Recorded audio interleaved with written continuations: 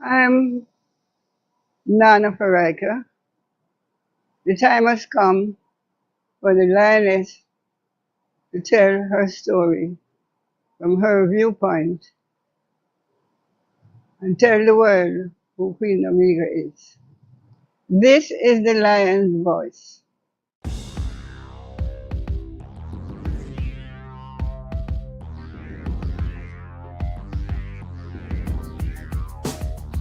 Well, lion voice, tell them that's the people first choice. Lion voice, make the lioness them feel nice. Lion voice, with the lion cubs we sacrifice. Lion voice, got to show the people them the life. Lion voice.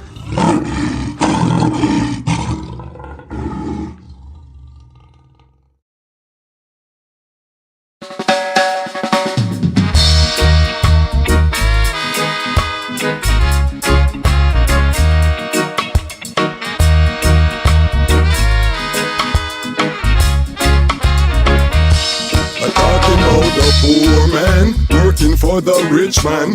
Rich man don't care about the poor. But look along the rich man own the poor man land. The poor say him can't take it no more. But look along the poor man working for the rich man. Rich man don't care about the poor. But look along the rich man own the poor man land. The poor say him can't take it no more. One day he started chanting, give me some land. Want get some land. Wanna build my own house, be my own man then. Give me some land. Want get some land. I wanna raise some little baby with a pretty black woman. Dirty Babylon. Them want to stop the movement. Stop the family, them bring down unemployment. Them want the black woman become a single parent. No daddy can't about if Babylon not pay your rent. Without the Vatican servants start the enslavement. Buckingham get rich off of this slave shipment. Uncle Sam no want no reparation argument. Them just provide opportunities for prison sentence. Who profits from a whole community's imprisonment? This a big man up at top account him dollars and cents. What do you have to tell the people about Ras Tafari? Light to the world. King of kings and the conquering line of the tribe of Judah. I like himself. Where's right for ruler? Hey yo! Yeah. Hear them high, hear the black king on the 23rd of July. So tell them guy who praise God up in the sky, it's a lie. The Almighty living on your night. From ancient time them a try. Them Romans know them just open them suit and ties. Criminals ain't got no alibi, they stole my people. Then them come through without them genocide. Are you talking about slavery? Them couldn't kill the lion we come conquer Judah tribe. Go through tribulation, and I strive, see sufferation, and I still rise. That's why we tell them in America, live Rastafari in every ghetto area. We come to tell them in a Toronto, straight at it.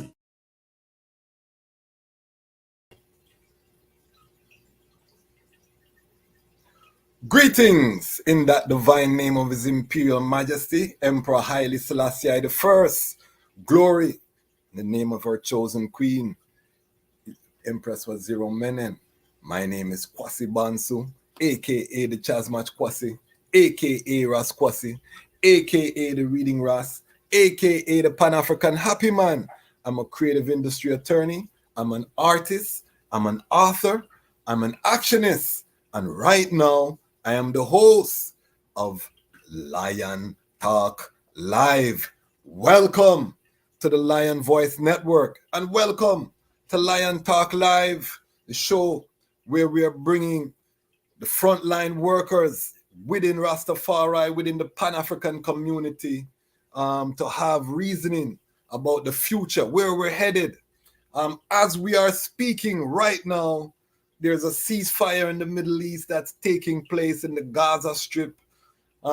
Israel is saying that once the ceasefire is done, they're going to bomb South Gaza. Tens of thousands have died. Over 500,000 dead in Ukraine. We have a global catastrophe. We are on the brink as humanity. This means the shipping lanes, global, everything is going to be more expensive. Great tribulation is on mankind.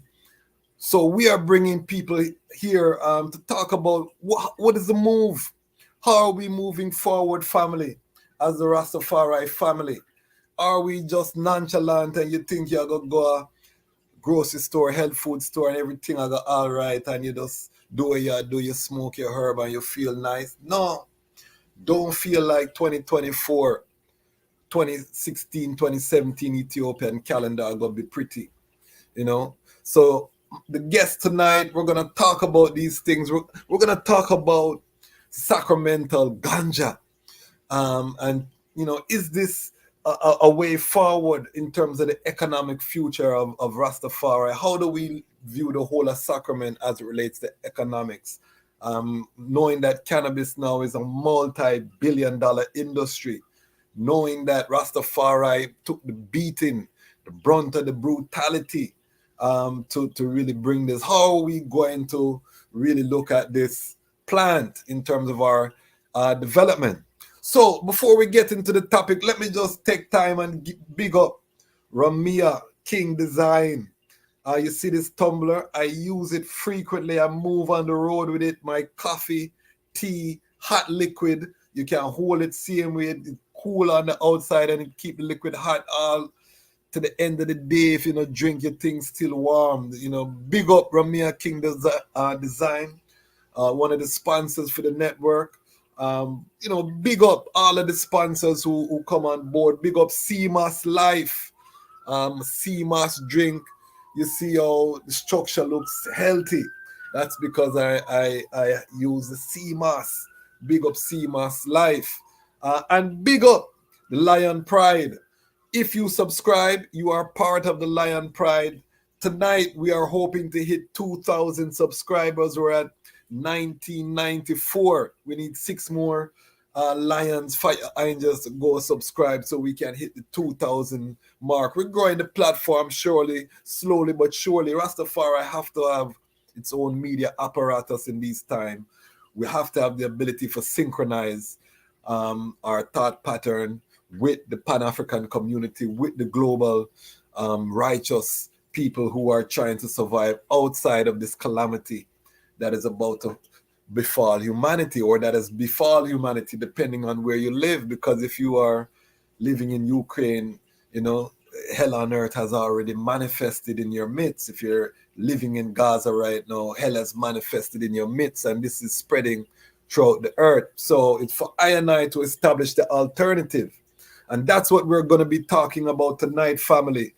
Serious times, serious discussion, but at the same time, we're getting to know who are the workers who have been on the front line from that time and are still on the front line on this time. Who are the cast of characters if this is an epic movie? You know what I mean? And we know that Rastafari's Majesty said we are confident in the victory of good over evil. But who are the players in the Lamb's Book of Life? We have to meet with these ones, you know, and see the works that they're doing. And that's what we're doing on this platform. Today, right now, we have a brethren who I have known over a decade in terms of just seeing the brethren works through the Jamaica Music Conference, seeing him work within the music industry as one of the coordinators in terms of press and these things for Sumfest, for Roots Fest, different activities. Hearing of the brethren works as it relates to the cannabis space, being one of the only Rastafari represented in Jamaica's Cannabis Licensing Authority, being the founding member of the Starscape Sanctuary, being a representative to the Ministry of Justice for Rastafari, working with the RMO, Rastafari Mansion and Organization, one of the executive members of Raga, Rastafari and Grassroots, Rastafari Ganja and Grassroots Association, which has spearheaded the work that is happening. We've had other members on the program, Ras Negos, Ras Firstman are also involved, but we didn't get a chance to talk. But we're going to talk about all things as they relate to the sacrament tonight. Family, 601 right now, it's going to grow. We welcome the great King Kamau. Welcome, my family. Yes, sir. Yes, I. Greeting in the divine name, the divine name of His Majesty Emperor Haile Selassie the First and Empress Melanie. Give thanks to be here. Also to the Rastafari family, both in Jamaica and globally. Yeah, man, it's a joy to be here on the program. Really enough to meet and the things. So we give thanks to be here, man. It's really a joy. Yeah, man. Time has come. The time has come. The time has come. We have to come together. Petty differences get kicked away. On the Lion Voice Network, we don't deal with no this side or that side. We say Rastafari straight, Pan-African straight over here. You know what I mean? So just introduce yourself and talk about, we want to know, put some context before we get into reasoning how we do it over here, is that we want to know who the guest is. We want them to qualify themselves through their life story, because this is where the platform where the Lions are telling their own story. I don't want to hear about King Kamau from our next brethren come tell me about King Kamau. King Kamau can talk for himself. So where were you born? And talk to us about your journey into Rastafari. All right, give thanks again. So it's really an interesting journey now. Born in the 60s. Yeah, man, born in the mid-60s, Born in a place near Rock River in Clarendon, that I'm like central Jamaica, And grew up with my mother and my grandmother, because my father never really was in the home. But no, my father, but he wasn't really around, But my grandmother was a revivalist woman, We call her Pocomina woman. So from the time she used to go, they used to have a revival church, and she used to carry along. Of course, as youth, we never really want. But after we did it and realized it's a spiritual thing and it's really helpful, Yeah. So after that now, and my mother, that we call her daughter Sapple, her sister Sapple, take on the Rastafari faith. I remember when she did that, she'd actually leave the home for about a year when I saw my mother. Because she make a trot up in the hills with her, and then with her Rastaman, and when she come back, she was like pretty much, as I said, transformed. I mean, she was before that African strongman, was certain meds and things, but that journey and that experience that she had in the hills, you could have seen the fullness come out now. So from time what year are we talking about? What year are we talking about? Just to put some context. Right. So we are talking about like probably about the 70s, like about it's about 76, 77 around them time there. Okay. Yeah, man. I remember when they have the it's after in 77, them say you have this 4-7s clash, 1977. Yes. Right after them time there. That's when I was born that year, You serious? Yeah, man. Right there, yeah, man. Right there on the university campus, Yeah, man. That was a serious year, man. Cause I say the 4-7s clash. I have a Marcus Garvey prophesy. I have a big thing. I swallow feel, and so for that whole day there, I remember I was a little boy. I sit down and like I said, boy, you can't go and judgment of come no and about thing, but you pass and they never really go down with it. But we give thanks for them kind of folklore thing that we kind of keep an eye focus and steady said way, The mystic. And now we're living in the time of the mystic. So what year were you born? Okay, so I was born in 1965, Okay. December 21st. The 21st of December, which I'm saying is the shortest day of the year. I think it's the winter solstice day. Yes. Yeah, man. So I look youthful. Yeah, man. They take care of thanks, yeah, man. That's what the CMC mass thing I talked about earlier, Yeah, man. So yeah, man. So I was saying I was born in Clarendon, but then moved to Spanish Town as a young youth, and then went to St. Diego High School. I went to St. Catherine Primary School, which was at the time was a Catholic school. So I kind of grew up in that Catholic with the Roman Catholic people in my church at the school. So I didn't know them around the school at the time, So after I left the primary school, so I said then go to St. Diego High School now, which is still another Christian based school, and then left St. Diego. I'm an honorary member of St. Diego, I have to always big up St. Diego. We did a JMC at St. Diego, a youth summit, and the man them crowned me as an honorary, member. Yeah, man, well deserved, man. Yes, I well deserved. It's a highly full school, Right now, my son, I have a 14-year-old son, and he's at that same St. Diego there, He's in second form now. Yeah. So give thanks, man. And that's my only son, actually, my one boy. So my family child as him father, Yeah. Give thanks. So I just want to go quick part about my journey into Rastafari in terms of the fullness and consciousness came actually when I started being on university campus at the West Indies. Because prior to that, I was working at the bank, in a corporate conservative setting, but it's when I left the whole banking thing and then I decided to take out my first degree and went on the university campus, met up with man like Jalani Naya, Barry Shevans, the great Martin Plano was on the campus at them time. I think he was a folklore philosophy. And Knife, the academy Knife was there too. I want to say them time Knife just has to start, you know. But it was a beautiful thing to have that kind of openness. And I did a lot of reading when I was on the campus about the teachings of His Majesty and about Ras Tafari globally. I mean, I even did my first year year thesis on the link between Jamaica and Ethiopia. That was my paper that I did right now. So I interviewed a few Ethiopians. I went to the Ethiopian Orthodox Church, spent a good time there with them, and did a lot of work. But Barry Shabans was very instrumental. And if they know Barry Shabans, he wrote a couple of books on Rastafari. Yeah, he was instrumental. I met him. Yeah. Yeah, man, providing some guidance right now back in my university first degree time, you know. So, yeah.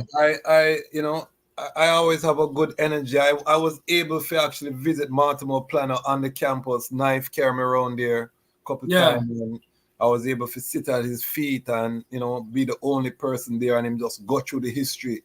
And, yes, and man. The trip to Ethiopia, meeting His Majesty, me get the whole fullness, you know, I can say that. And I give thanks for that. So that was when you started putting on your locks at the university, or just a little bit before I entered the university, but by the time I enrolled in the first year, I had my full locks. I was very much into the faith. Them time, you know, I go bingy. Well, I used to go bingy a lot with my mother before, you know. When I was boy, my mother used to carry me up and there bingy. Scott's Pass, every time was a regular bingy. I remember the days when I used to carry me school uniform and stay at the bingy. My mother put me up on an early morning bus from Scott Pass to come as Frenchtown to go to school at St. Jago. Yeah, man. Remember them time, man. So from the time we get the exposure to the faith and to the liberty, you know. But yeah, like I said, how old were you? How old are you? What year did you start university? Okay, so I started university when I was about 25, because I worked for a while first, and then I decided to take on the university. You know, I worked at a bank. I was selling insurance at one point. And then I decided to kind of shift a little bit. I went more into the creative side of business, and then start my own production company as well in time there. And then at one point I was working and going to school part time, because by then, by second form I had my first child, my daughter. So, you know, working, taking care of my daughter, I'm a woman at the time, Empress, and yeah, just doing the whole thing. I tell you, those days were some beautiful days still, you know, like you go through the motion, but it's like it's a real kind of sweet, limited kind of thing, you know, balance, you know. I love them days, man. So when was that though? In terms of, was that 90s or? Okay, 90s. All right. So I did my first degree in 1994, 1995 rather, and my daughter born 1996. So I did my first degree part time. So it took me 4 years. So I graduated in 1999, and then I went back and did a master's degree now in HR in 2001 up to 2003. I did a master's program at the same university campus. Okay, beautiful. So, coming out of university, what was your movements in terms of that journey? Right. So after going through university now and as I reading more and more books now, it's like I decided to. I remember saying to myself, by the time I reach 40, I don't want to work for nobody, you know. So my mother actually have a relationship with a Rasta man who used to raise bees, you know. Big up myself, Fire Brown, over there from Great Pond, Ocho. So when I used to go out and film ends and try them, I used to see me the bees, and from the time, like the first time I go and see him with the bees box and thing, it's like big fascination. I'm like, yo, just like that, you know, you just reach out to me. So no, but I ask him if, you know, give me a good training. But Fire Brown is a very busy man. So more time, I have to go behind him, and the man said, Bridget, if you get a veil, the veil is, you know, you put on the thing. So from the time, I have this interest of breaking out into some kind of entrepreneurship, but I didn't know what to do. I was like, boy, you know, but of course, now I started working in the music industry. I was a backstage manager, production manager. I was even a stage manager at one point for Rebel Salute back in the days. I did 7 years with Rebel Salute, right? But you know, trying to find my own niche. So I remember going to Jampro. Jampro had this big seminar for, you know, entrepreneurs and things. I remember going there. And they talking to everybody, and they said, everybody must get up and say something about themselves, but nobody would know. So I get him and say, I've always wanted to be a beekeeper. Okay. After the seminar for him, you see a lady come to me and say, "Oh, serious are you about this beekeeping thing?" I'm say, "Yeah, I'll give that a try." She said, "All right, tell you what, next week," she said, "next week, come a whole harbor," and she give me address and meet me there. And we'll see how serious he is. And go the next week and she had about 40 bucks of bees. Help her through. Of course, me get thing, and but everything me get is like, "Hey man, go harder, man. Be brave, man. Deal with it, man." So we keep going through. And so you had the veil when you went to help her. She man. Actually, I had a face veil. I never had a full veil. I just want to put it by your face. Okay, so them a bite the same way. Yeah, man, I get sting up, man, but it's like determination, Even to this day, and I love to get the bees sting them. So after me done the day with girl, and she said, "Yeah, man, you do good, and you have a basic thing for this thing." And of course, you could be shy and afraid, but anyway, she said, "If you're serious, we have a project where you can get 4 boxes of bees for yourself." And lo and behold, a couple of months after that, they dropped 4 boxes of bees. The very same space my Sacramental space, which is Coffee Grove, where Starscape is in Poros. And I got my 4 boxes of bees. And I started off with that, grew up from 4 to 15, 20, 25. And at one point, I was at 60 boxes of bees. Now I'm down to about 50 something. But that was what I embarked in entrepreneurship. So I started getting honey.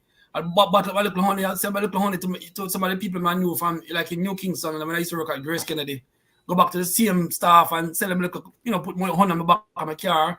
Of course, a man take you back like only 2 months before you get the full pay, But it was a good journey, but we get to love the whole side of it. But I just end up growing till, like I said, now I have a full limited liability company called Jamaica Honey, which is like Jamaica with a K.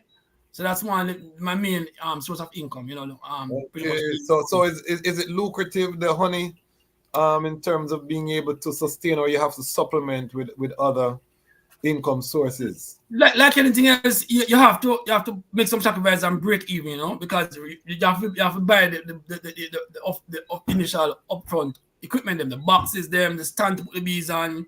So you go through that period. But once you go through at least, I would say, like 2 honey flow season. Because believe me, when honey are coming, the bees are pouring. I remember the first time I get a bucket full of honey. I mean, like I couldn't believe it. It was like about 3 boxes of bees. And I get a bucket full. And I buckle up my little bucket at the same time I sent for like $500 buckle. And the response was just like, and I said, yeah, man. And even apart from the business side of it, being with the bees is like a spiritual therapy thing for me. I love that quietness, that peaceful. Love the bees, them orderly, and then when we read about beekeeping and so how them structure them lives and how them do them things, bees are amazing creation. Okay. And that does inspire me even more, So what are some of the interesting things about bees that you can share quickly? All right. The bees, when the bees are in a box, right? Like in their home. At some time of the day when it get hot, the bees them do a dance, and create them own air condition. Them flap the wing a certain way of move, and that generate a kind of air that keep the queen. She have to always be on a certain temperature. She don't even feed herself. Other bees have to take the food to her. But if the queen get irritated and decide to leave, all of them go with her. The other fascinating thing is that the queen bee procreate one time. She fly off in the air one early morning, and about 15, 20 male bees, them call them drones, go after her. So she's big enough, so she's strong, so she's going. So anyone them catch her now. And then they mate in the ear. So if 10 bees catch her, they mate, and when they mate, them thing broke off, and then she just extract all that sperm in one sack in her body. So let's say she get enough sack like from 15 bees, then she come back down. And for the rest of her life, that queen bee carry that sperm. She lay up to 1,000 eggs a day. So the eggs that she lay and the sperm combine to get the new larva, which is where you have new bees creating. Very amazing thing, Yeah, man. Creation is mystic, very mystic. Yes, I. So why Haile Selassie? In terms of in your early journey in college, because that's the part that a lot of Pan-Africanists, everyone kind of stuck on. Yeah. Why this little Ethiopian king get all of this praise and reverence? How do I cite that part there? Yeah, that's a very interesting question. Remember, I said to you that I went to a Catholic primary school, run by the nuns, the sisters, and the other church and the father, and they literally force you to go attend what they call mass and them force you have to say, you know, recite prayers a morning time, recite things, and it's just a very rigid system, you know. And from the time my spirit was like, you know, I don't like to follow. I like to find my own thing, you know. Anyway, a lot of part of life again, my aunt was very influential in our lives in terms of financing certain things, but she was a strict Pentecostalist woman, and I remember she used to carry me to church, and you know, kind of like it's almost like a force issue, like you have to do altar call and go up, and even time it just felt abnormal to her, you know. I mean, I said, no man, there must be more to it than this. So, like I said, the whole Bingy thing was also a big influence. Because I used to go Bingy, I love drums. I love the drums. Even from me, I go, the revival church in my grandmother, me used to watch the revival and I play drum and thing. I never stop until them give me a little thing on me, you know. So I like learn to play the revival and the Kumila drum. But then I start my Bingy, my mother know and thing, and the man, them tell me I go Bingy as a youth. I like say, can I just go play the drum, you know. So you have to sit down there, watch the man do the thing, and eventually might get a little wanted. But right now, I have 13 drums, you know. I have Wow. orchestra of drums. I have bass, kete, funde, but I love the drumming. So that was one part. So I said the teachings, the readings, the drumming. And then it's like, you start making a try now, you start realizing, boy, like I said, coming from the corporate world, decided that I want to change out of the corporate world because I can't work in too much of a rigid system. I realized, like I said, taking on the beekeeping thing now, I'm just working more closer with nature. I give me more time for kind of look into myself, you know? Yeah. And I think that end of them time, you know, I kind of set up certain fullness and I say, you know, say, real and truly, Ras Tafari the way for you know. Yeah, man. And I get a whole vision and a whole little vibration, man. I say, yeah, man. Say the connectivity. I mean, you know, once you plug in, it's like you can't look back. It's like you can't. It's certain things you do, you don't want to do it no more. Certain places you don't want to go no more. Certain kind of woman you talk, you know, it's like I said, nah. Yeah, man, and I just go to the full trial and the good thing. There was a time when you know, everybody go to them good thing. So I have time now, cut off, I'm not here again, you know. My mother dropped out 2004. And I go to I don't know, I call it back look, I call it a rebirth. Cut off, me nothing, man, and and thing. But you know, as I said, when the calling and the phone is coming, it's like you can't help but just somebody just find myself go right up to my roots. Even more profound, you know, more like a lion, you know? Yeah, man, and start. Man, so, yeah, man, and then I just know, and then you start discover say you have certain leadership qualities. People, I think I have the ability to mobilize people and to share and to encourage and just give a vibration, and that everything just come together, you know, in a beautiful kind of way, you know. Yeah, man. I just, so what were some of the aspects of His Majesty that, you know, stood out to the eye, you know, coming from, you know, a balance, because you had your mother taking you to Bingy, but you were also exposed to the church and the corporate side of Jamaica, which is that colonial side. So what were some of the aspects, you know, as you're coming into the liberty of His Majesty that, you know, caused the eye to sight the divinity? Yeah, well, so His Majesty, even just the man himself is a man of discipline and order, you know, the way the man carry himself, the way the man operate. And, you know, I love about His Majesty, and I really and truly embrace as a far right, humility. It's like the humility the man has a carry. Even under the force of, you know, struggle and people resentment or adversity, the man does have a stillness and a coolness where I go through, like, yeah. Then I also love the militant side of His Majesty, you know what I mean? Because His Majesty is a man who take out more time than militant, and have the militant stance and just, yeah, man. And even though the man is at a certain height, it's like him still all the power and the energy there, you know? Yeah. And then now, like I said, when I was on the battlefield, we have to always emphasize that he fought on the battlefield when Italy sent them threats and, you know, all of these things. He was on the battlefield fighting on the front line in the trenches, trench warfare. Not many human beings on earth can say that they've experienced trench warfare, you know, much less a leader of the country. So we always have to emphasize that part there too. Yeah, man. And I want to tell something over, say, even during the battle with the Italians, they use bees. Okay. They use bees as part of them battle thing. I understand them with Lego bees pan all the man, bees them sting up the other man. So you just even me them thing say, what? A bees are the real thing for everyone and I, man. So it's all these things, man. It's like you're on this track on this journey and everything just begin to make sense. I remember even one time where it's like Amanda said, so like Amanda said to you, so you really believe say His Majesty, like the Haile Selassie, is God. And like it's like you have to see, man, it's Haile Selassie the first is the Almighty. No apology, no.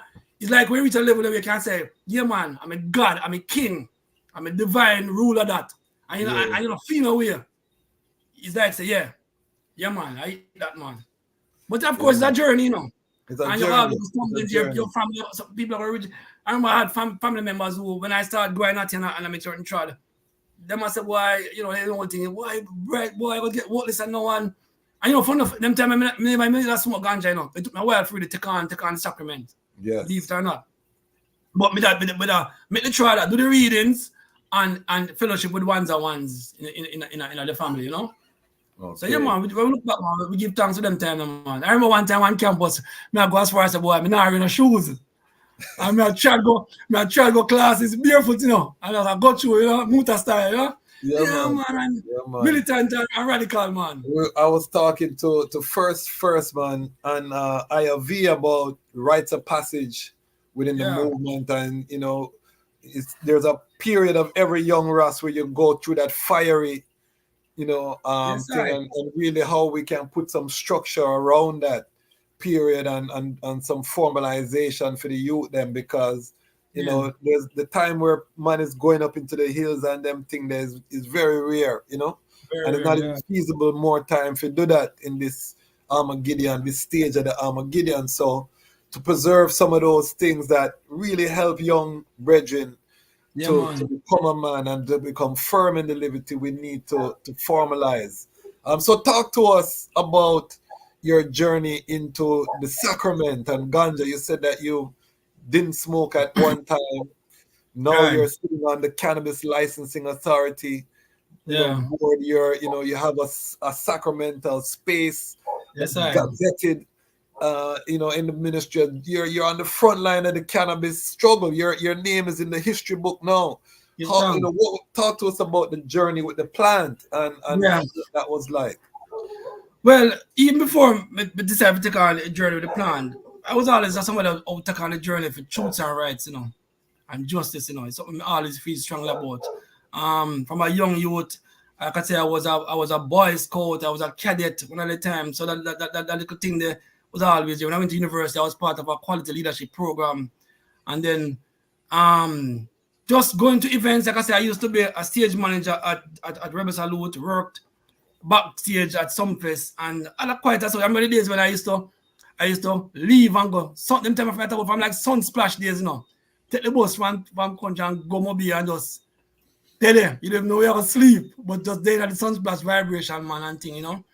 And then we just find say, like I said, I never used to smoke ganja, but I always sit or watch and see the man. Oh yeah, no, before I even got that, there's a time in my family where in Spanish Town, where my house was, a lot of brethren to come at my house. Brethren and sister, because it was like a central place. Man, I come from country, I go town. My house in Spanish Town was the house of them stop and rest up. My mother worked at Bustamante Hospital for children all her adult life for 33 years. And so she knew a lot of ones where, you know, people carry them children from country overnight to go Bustamante Hospital. They would stop at our house. I mean, I have to give up a bed for these ones, you know. But the thing is that the man used to come out back at the house and the mother, you know, I was circle and I bone the chalice and I do them thing. But as a youth, my mother catch me, I go to school the next morning at St. Jacob, you know, as a conservative school. She don't want the ganja to smell upon me. Remember the days when we have to just sit on the window and I watch the money and the man my reason. But from them time, man, it's like the man I want to find my time, the man talk about ital food and clean living and clean water way and holding a reverence and all that. And all the things the man them say, it just kind of like I said, it just kind of start make sense, you know. But in terms of my journey now, like I said, it's when we start up on the campus now, we start, you know, smoke up the herb and everything. But I tell you now, you see the herb now is a relationship builder, you know, more than anything else, you know. The plant there was a plant we bring ones and ones together and bring a kind of vibration. So more time now, back in the days, maybe in my days when I go party and go out and my brethren, anyway, little ganja man in there, you know, one corner, like this you want to go and hold a little vibe, the card. It's like this, the high energy there, the vibration there, you know. So from them time we take time, but after I realize, you know, the plant and the herb now is really like a personal journey, you know. Right now, it's like for me, the herb is like a sustainer. It's like a sustainer, a part of my own personal liberty. Like how me get up a mind and how me react. It's like the sacrament is a part of my whole DNA then. You know, and like I said, we had the opportunity to work with several different, but I think the major one was when we started with Rastafari Roots Fest in 2015, you know. Yeah, man. First Ganja Festival in Jamaica, you know, right after the Dangerous Drug was amended in 2015. It was amended in April 23rd, 2015, and Rastafari Roots Fest, the first Rastafari Roots Fest was the December of that same year. So I was part of the team, and we did some work there and everything, and you know, of course, being engrossed with the growers now. Stick up in, sit back a little bit, because your head top will get cut off. Oh, and the people them see the eye. Nice, because it's a good part. So Rastafari Roots Fest, which I went to the Roots Fest, powerful. Talk about it. Right. So for many years, I was one of the main coordinators for Rastafari Roots Fest, bringing my organizational and production skills from working at Sunfest and so on over to Ras Ivy and his team. I remember we had a strong team of us working. First man was there, Marcus. Ones. I mean, that was to me was a big mobilization of Rastafari around Ganja, you know. So we did that for 5 years. I remember 2016 was a big year. We got major sponsorship from the government through the Tourism Enhancement Fund. We then enabled us to do a lot more. We had Rastafari booth, we had a nice stage, we had presents, we had the herb there, we had the Ganja Cup competition where persons were vying for different you know, category of winnings around the herb, you know. So I became a very integral part of that. I mean, at that time, the whole idea of even creating my own space. I remember where Starscape is now is a property I got from my grandfather, who was, I would have more come like a Naya man. He was really like a dreadlocks man. He was like a rootical Naya man, you know. So I got a piece of land from him through my and mother, and I remember then there and I cut a piece of, and I remember one day, you know, me dead and me drop asleep, you know, in the bush now. So me wake up on my back, and I say, me look up at the sky, a beer stars, me just see me like I can just pick them one by one, you know, like that, you know. And it's like I would just kind of overcome with a feeling or a vibe. I would just say, you know, say that place there is livication to my mother, my grandfather, and the whole thing. You know, do something with it now. And then I say, oh, I'm going to do that space. I just say, sky, star. I say, Starscape. And then my daughter now, let me call my daughter Starfire when she was in high school. So I say, Starscape, Star. This don't I say, stars and escape. And my daughter, I'm just a Starscape. And it just come to her and I, you know, I say, yeah, man. I say, yeah, man. So from them time, I call my mother other time, I say, she love to have a space within the family where I can have like a tabernacle for real thing before she drop out, you know. But them time, you know, we have a Scott Pass, we have a Pit 4, we have a Bingy down there, St. Thomas, Sunny Hill. Bingy all over, we go Bingy a Pinnacle. Yeah, man. What size of land are we talking about with Starscape? Starscape is a look over 2 acres with probably more because behind the property is a whole lot of land. We just did it like that, you know. So we have that space. We also making a link up with some other ones in Westmoreland too, in a place near Mount Erie.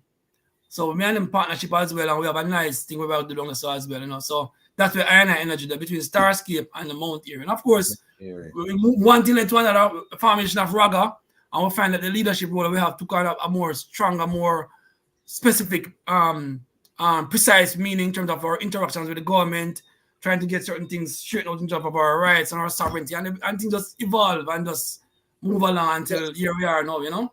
For those who are not familiar, explain what is Raga, because I've had Raga members on, but I've never really spoken in depth about Raga. So explain, because tonight reasoning we're going to get in depth about the ganja. Just explain about Raga, because I think it's key when we're talking about sacramental cannabis or sacramental ganja, and the ecosystem that Raga has developed in Jamaica as a model. So talk about Raga. All right, so Raga, the acronym is Rastafari Ganja and Grassroots Association. So it's really a coming together of, you know, like-minded ones within Rastafari who figure that we need to come as one, have a voice when we interacting and lobbying for the rights of ganja in Jamaica in particular. So we used to have a lot of reasoning. In our space at Kingston here, we used to have a lot of reasoning, just get up and talk about certain things, you know. It coming out of the Roots Fest experience. And at one point, it's like about seven of us link up, and we are saying, we can really start up an entity that can really provide some kind of leadership and guidance in terms of information and communication and agitating and these things. And then next thing like I said, we used to gather and meet. I remember IRP was part of the first rounds. Marcus Gaff again, Ras Bayer, Nigos was also one of the ones in there. And out of them reason there, we decided to get a more formalized entity now, and hence the company Raga, Ras Tafari Ganja and Grass Association. And of course, that now took off, or we end up having an ecosystem, the ID system now, where we're actually trying to identify Rastafaris right across Jamaica. I remember the days when I used to make a trad. Anyway, I remember a notebook, and I divided up the notebook into 14 spaces. And anyway, in Jamaica, I'm going to see a Rastafari one, article one. I take his name and his number and put in that book then. So if I see the book is developed now to the point where we realize that mapping, we are mapping them time, we are the mapping. I was just going to say that all right, then. Yeah, man, I was starting, all right, then parish by parish. How much Rastafari we have? How much Rastafari? Ever since me always want to know the Rastaman them there. With them gather with the space them there. So I took it on almost personally to go out and go find the Rastaman them. Anyway, because it's just a tradition I have for my mother was a woman who traveled a lot around Jamaica too. And anyway, in Jamaica, I go and I say, sister Sapple, daughter Sapple, what? Your mother? And that doors just open. So we just start making them try there, and then we get information together, and then we start compile information. We start talk to the government more, even through the Ministry of Justice. We start encourage ones-on-ones to apply to the Ministry of Justice for declaring them sacramental use or them sacramental space, or declare themselves as a Rastafari using the sacrament. Because they're right, that is right this year. The ones they really know that up to a certain point. So we push that a lot. And we educate a lot of ones-on-ones about their rights, encourage them to apply and to develop their space. And of course, out of that, so we end up coming up now with RMO, which is Rastafari Mansion and Organization. Which of course, you have the mansions there stand up strong at the thing. Now you're being a 12 tribe, Orthodox, you have some serious spaces where all this foundation. Because even when I start making a try the Rastafari, I decided I want to go all them spaces, So me go Bobo Hill, go do a overnight Sabbath with them up there. Then me left. Of course, we still got being here as well, but we go start go to the Orthodox Church now. We learn more about the church called part of the order. Yeah, man. And we got 12 tribes here. I know end up meeting Prophet God before him drop out. So it's like a church with that hunger for the knowledge and information and just the experiences. And I did definitely let them try there, Yeah, man, powerful. So in terms of Raga, talk about the ID system and the ecosystem and how it relates to the Dangerous Drug Act and the amendment. All right, so like I said, Raga took on an educational process where we know that there were certain rights that were provided in the law based on the Dangerous Drug Act, but then the execution and the observation of these rights were not there. So we said, okay, then we could try to see if we can encourage ones-on-ones to know more about these rights and to know what encompasses these rights in terms of the use of the ganja, the place that the ganja to be in your life, the fact that it's recognized as a sacrament that you should really be proud of. And you don't have to be a hide and a smoke it on a can or So these things start come together now, and we decide we're going to create a system where we identify ourselves, because we're going through a self-declaration process. And I remember in the early days when we have reason with the government, Ministry of Justice in particular, they must say, well, we don't know who's Rastafari right now. We just see people out there, any man can come to my Rasta. So if any kind of identification thing, I wouldn't have to say who is Rastafari. So we sit down and we say, say, real and true, we can come up with one identification system. And hence we start on a formation of an ID thing, which worked pretty well, where we would get an ID with the Raga logo, the whoever is on it, regional assistant, them with the government name and the Rastafari name first. If you remember Rastafari name, the government name, we at the time was a 3-year period, and of course at the back of it had certain principles and thing about Rastafari and the right to use ganja. So that went very well in terms of identifying ones-on-ones and putting some kind of structure to the whole thing, So we had that going, and of course the encouragement for the spaces now. So after a while I realized, but hold on there, it's not just Nyabingi or 12 tribe yard. They're all the ones who come together, you know, your space, we can't think about 7 or culture yard, in a St. Elizabeth, yeah, Rasta yard, in a Trelawney, you have Root House in a Mobile, you have, I mean, a whole ones and ones in space all around. You know, them little groups and little groupings, you know. And every time I go amongst the ones, them, it's just like I said, the need to have the unity there, share with each other and grow each other and teach one. And that's how the whole thing just kind of emerge. And then we start declare ourselves and declare our spaces now. And then, of course, agitate with the government. Of course, going through a series of situations where Rastafari rights were violated, Rastafari man get locked up, take away ganja. We have to be clear why there was a need for an amendment to the law. Talk about the historic treatment that Rastafari receive as it relates to the ganja, because you know we're talking about you know the formation of Raga, the amendment, but why did the law have to be amended? Why was Rastafari named in this law? For those who are not familiar, because I don't want to assume that the entire Lion Pride we have people who are not that familiar with Rastafari culture, and a lot of people think that Rastafari is just free in Jamaica and that Jamaica love Rastafari and the government is, you know, people smoking in parliament, and people just have this view of Jamaica and don't really understand the persecution. So speak to some of the historic situation with Rastafari and ganja, why there was a need for the amendment and some of the things that the community endure. All right, so remember the one that jumped to my mind right away is 1962, you know, the Coral Gardens atrocities there, you know, the way we call Black Friday, where them lick up on the Rasta, the government at the time, they say the way to the Rasta, them, you hold them and them trick them, we not kill them going to whole things, man. My mother was around them time, I used to tell her about them, to remember myself about the 60s. So after the whole atrocities, I remember saying, oh, we find say, no, for the Rasta man, them used to kind of like hide. When I look at you to go up, the man, them like some boy Rasta man, so man, if you see them, if you walk, they say Rasta man, so if you go by the other side of the road, car, you will take you and cut out your heart, and all this ridiculous thing them at your line. So Rasta man will cut your throat and suck out the blood and all them foolishness there. So it's like, no, for the Rasta man, them they kind of like a hideout between, I would say 62, right? 63, because we get independent 62, 63, yeah, the atrocities. But in 1966, no. When this man just touched on a Jamaica and that Doris Daly, man. Yes, sir. It's like, to me, that was like, yeah, man, a great change to take place around, man. I look at the one that want them to start, I talk no one thing, you know, and be more firm. I remember back in the 70s again, there was a time when there's a lot of persecution against Rasta. Remember them time is like, say, the guy went on an onslaught. I'll be catching with the herb or seeds and things. I lock about with Rasta, man. I'm going to trim a man in jail. Like a big macro that go on in time, you know. And then you find, you know, in the 80s now, things you can get a little bit.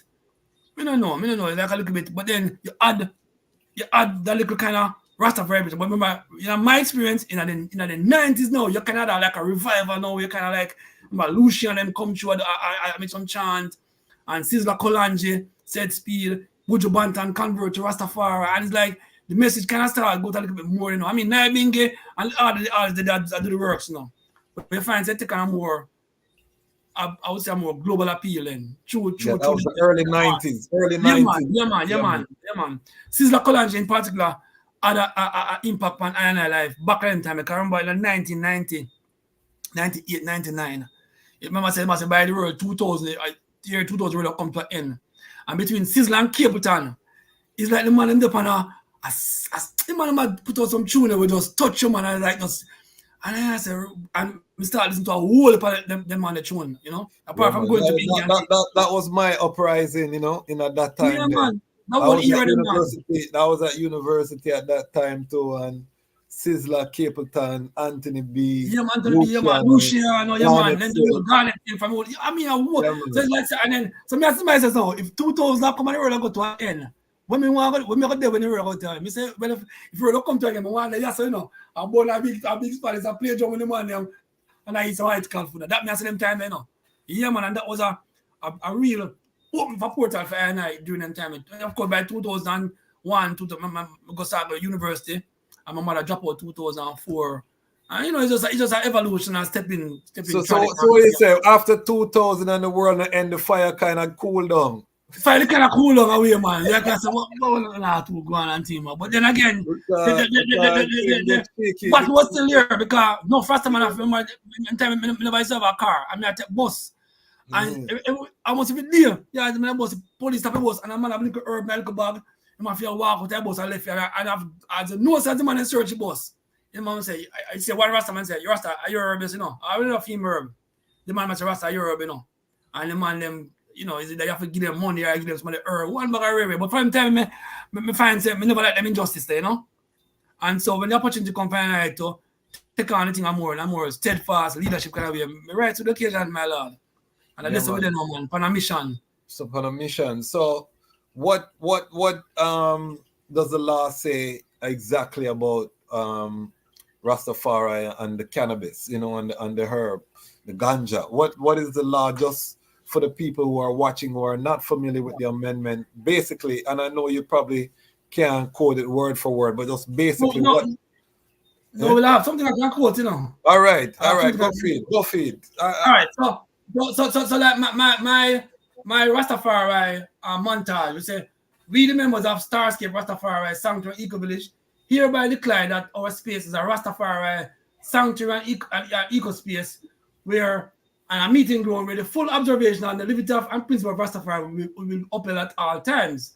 Then we also declare our sacramental right to give ISIS to Rastafari in celebration of our freedom and liberty.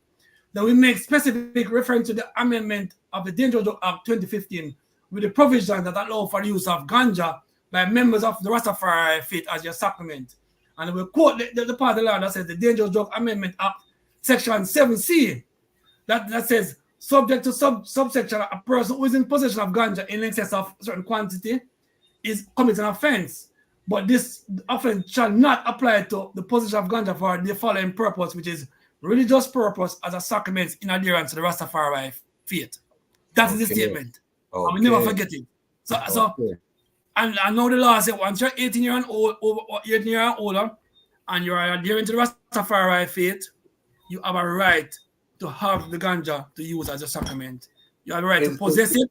You have the right to cultivate it. You have the right to use it. You have the right to create ganja events around it. You have the right to transport it. These things will be on the battlefield of fight for everyone, for our Rastafari. Not just in Jamaica, but we want to go globally as well. That we need to talk about down the line too. Was there any limitation on quantity in the law? Right, so that's a good question. So in Jamaica, the law says at the time when they amended the Dangerous Act that that pretty much the average Jamaican is allowed up to 5 ounces. Sorry, 2 ounces. I'm sorry, 2 ounces and 5 plants. So each household, let's say, can grow 5 plants. Well, they are Rastafari now, but that particular clause did not apply to Rastafari because there was no limit placed on I in terms of our use of our sacrament. Okay. So a Rastaman can have him ganja as him sacrament, and you have the right to move from one space to another space with your sacrament and to use the sacrament. Now, them have a thing now where they must say under the traffic act with them change them now that you can't smoke ganja while you drive. To me, that's what I think we need to kind of like fight on, because as a Rastafari moving and growing around, sometimes I look at car and I look at bubble, I only look at time I get for just only look at meds and look at spliff, you know what I mean? Me don't know. Personally, it's a debatable thing, but I think the right to use a ganja in your car should not be taken away from Rastafari. Right? Yes. The herb free up. When I might time I go bring him up to know, man come with ganja, then put it on the altar, and ones come and take the ganja and share and use it. We not smoke it, can't take it and go cook with it or do anything you want with it, but it's dead. Yeah, man. We not go for that after that right there. So talk to us about, because you're not only involved with Raga, but you also on the formal side. Coming out of the amendment, there was the amendment provided for the creation of a board that would administrate the licensing for the medical industry and different uses. So you, or the I rather, forgive I, the I is now sitting in that position. What was the I journey to sit as a member of the Cannabis Licensing Authority? All right. So 2 things happen. One, doing some work with the Rastafari Root Steps and interacting with the Ministry of Justice. I was approached to say that stick up in frame yourself, because the top of your head. I'm an editor as well, family, so just forgive me, because I have to edit this later to put out that thing. So I have to get the virgin. Yeah, man, you're good. And remember, we're trying to get to 2,000 subscribers. I need 6 subscribers tonight, family. We have 15 of I and I on the line. If you have not subscribed to the channel, make sure you subscribe. We're building Rastafari media. You see the reasoning that we have a need for these high-level reasonings. Big up to all the Rastafari on YouTube that are doing this type of work, bringing the thing. We need much more. So make sure you support Rastafari content, worth if you're a Pan-African or you're a Rastafari. Make sure you support. Join us as part of the Lion Pride. Subscribe. Share the link. Also, join us in the Patreon. $5, $10, $25 a month. Join us in the Patreon. Big up the Lion Pride on Patreon, who are supporting financially every month with the platform. So that aside, that's a little housekeeping, Kamau. Yeah, so to take us through the journey on the CLA board, the Cannabis Licensing Authority. So I said two fundamental things that in my life. I was recommended to be a justice of the peace to serve the Rastafari community, first and foremost. At the time, they said they wanted 3 justice of the peace in the program, and 3 of us were encouraged. One way or the other, I ended up being the only one that actually went through the training, because I applied. I got recommendation from my neighborhood, from Ministry of Justice as well, and I was made a justice of the peace. Of course, when we become justice of peace, so Rasta man burn me out and say, yeah man, you take all the queen, this and rare and Babylon and holding on thing. But I say, servant of His Majesty and the people. Because I've lived to come see where I help a whole heap of Rastafari people do letter, recommendation. You see, like Priest Fagan and the School of Vision ones up the hills, most of them are made them paperwork for them recommendation of the school, all different kind of things. Youth to go to school and with them locks and problem we write letter for them Rastafari and they must be low with them locks. A whole part of them work them on. So we do that. And then now more and more just agitating for Rastafari rights and doing certain works. And then I guess eventually my leadership skill was recognized and I was nominated to be the follow-up to Rastafari on the board. Ras Ivy was there before, and I think he served 2 terms, and then I was nominated to be there. Because guess what? The thing about that, CLA or no CLA, wherever there's a discussion about ganja in Jamaica, Rastafari need to be at the table. Yeah, so man. At the CLA board, even though they said medical marijuana and medical ganja, they want. Let them call it ganja to them, say medical marijuana, medical cannabis, but a ganja. Yeah, man. So I claim to remind them. That Rastafari need to be a part of any kind of decision making about ganja because of what I have contributed, the sacrifice that I have made, and how much it is part of our DNA, and how much we are part of the whole tapestry of ganja in Jamaica. I always say Rastafari and ganja is as a symbiotic relationship. So we are there on the board. We have to constantly be reminding them of what we do in our sacramental space and provisions. There can be an overlap of the two because medical marijuana is there for people to apply for their license and sell them ganja. And I use sacramental ganja for our family, for our community. So we have to so with all the policies and protocols that the CLA is making and doing for their licensed cannabis, we have to remember that Rastafari is there in the space, in the ganja landscape, and we have certain rights and provisions as well. And we ought to be able to hold our way in terms of this thing. So in the overall ganja Jamaican landscape, Rastafari is always there.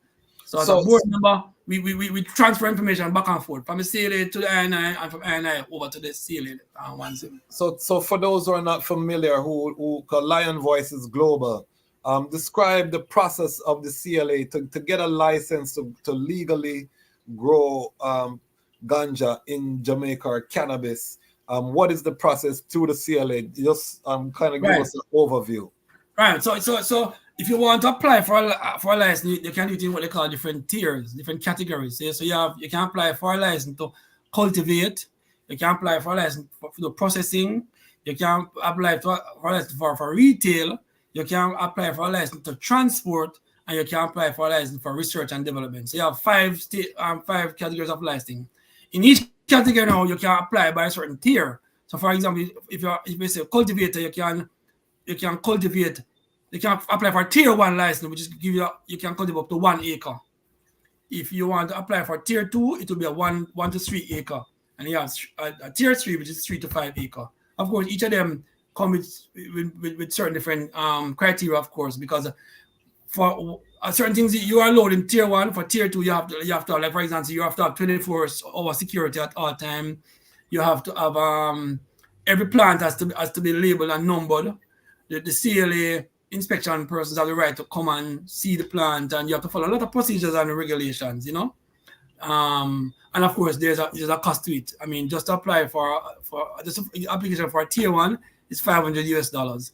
If you're applying for a cultivator license, it's $2,000 just for the application alone.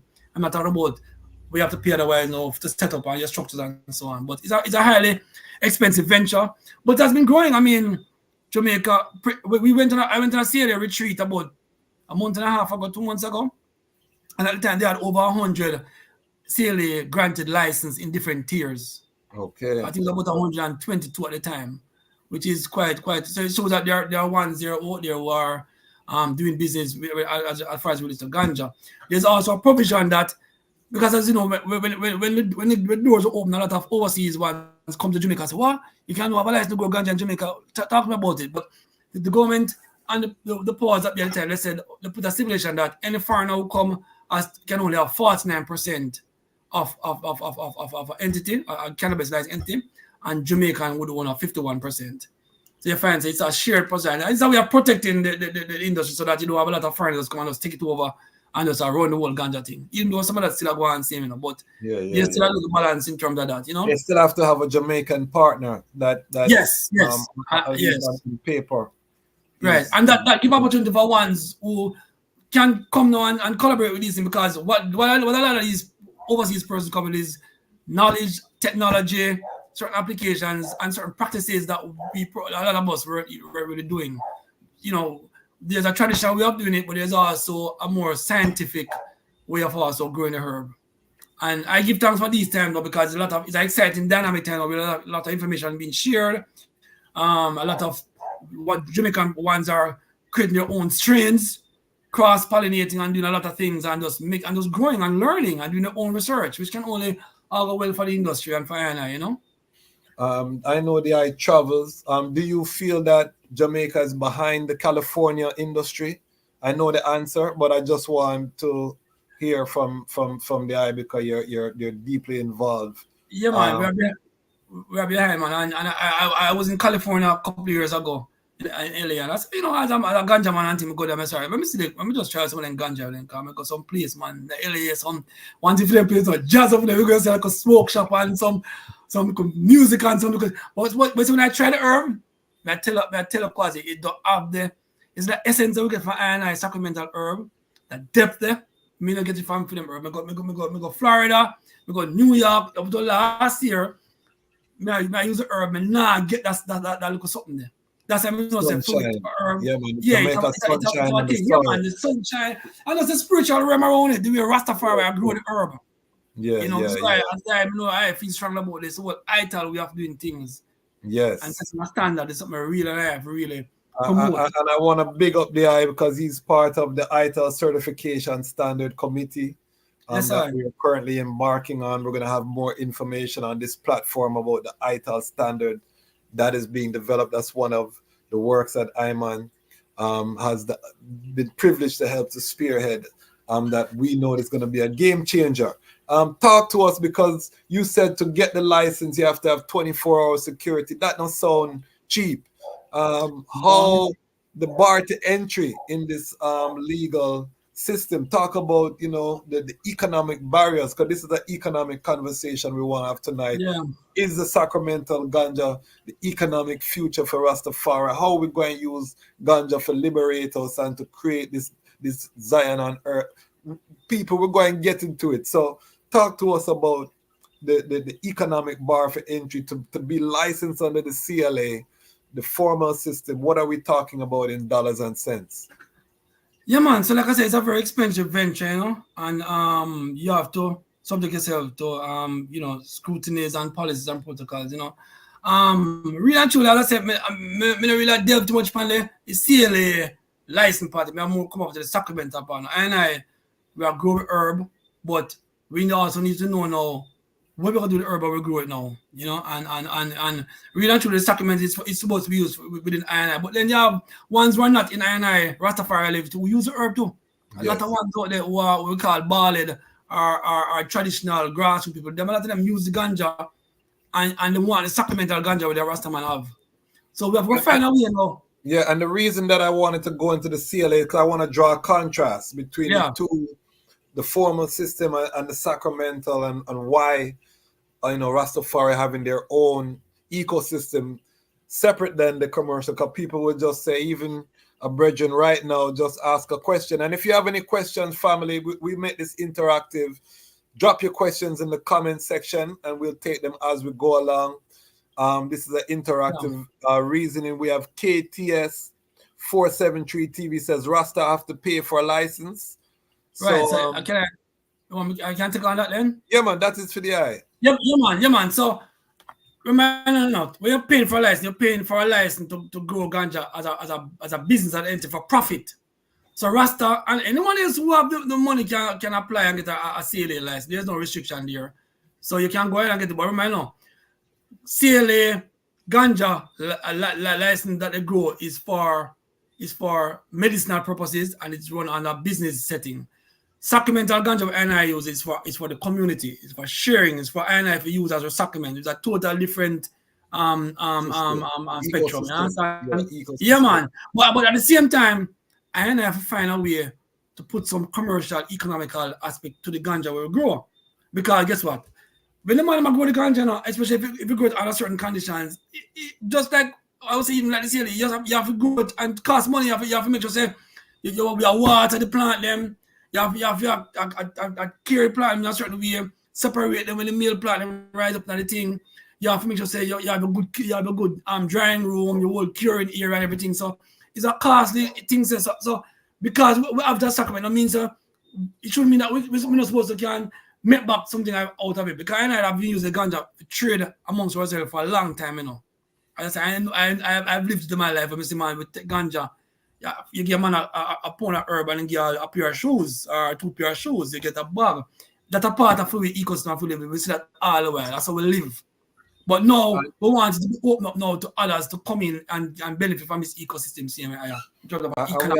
We have a landmark case. I had Negos on this platform who is currently before the court. Yes, sir. For the right of Rastafari to accept contribution for the herb. This is the front line. This is the gray area in the amendment. It doesn't speak to, you know, the economics. We know, for example, in the Catholic Church, you know, the wine is their sacrament.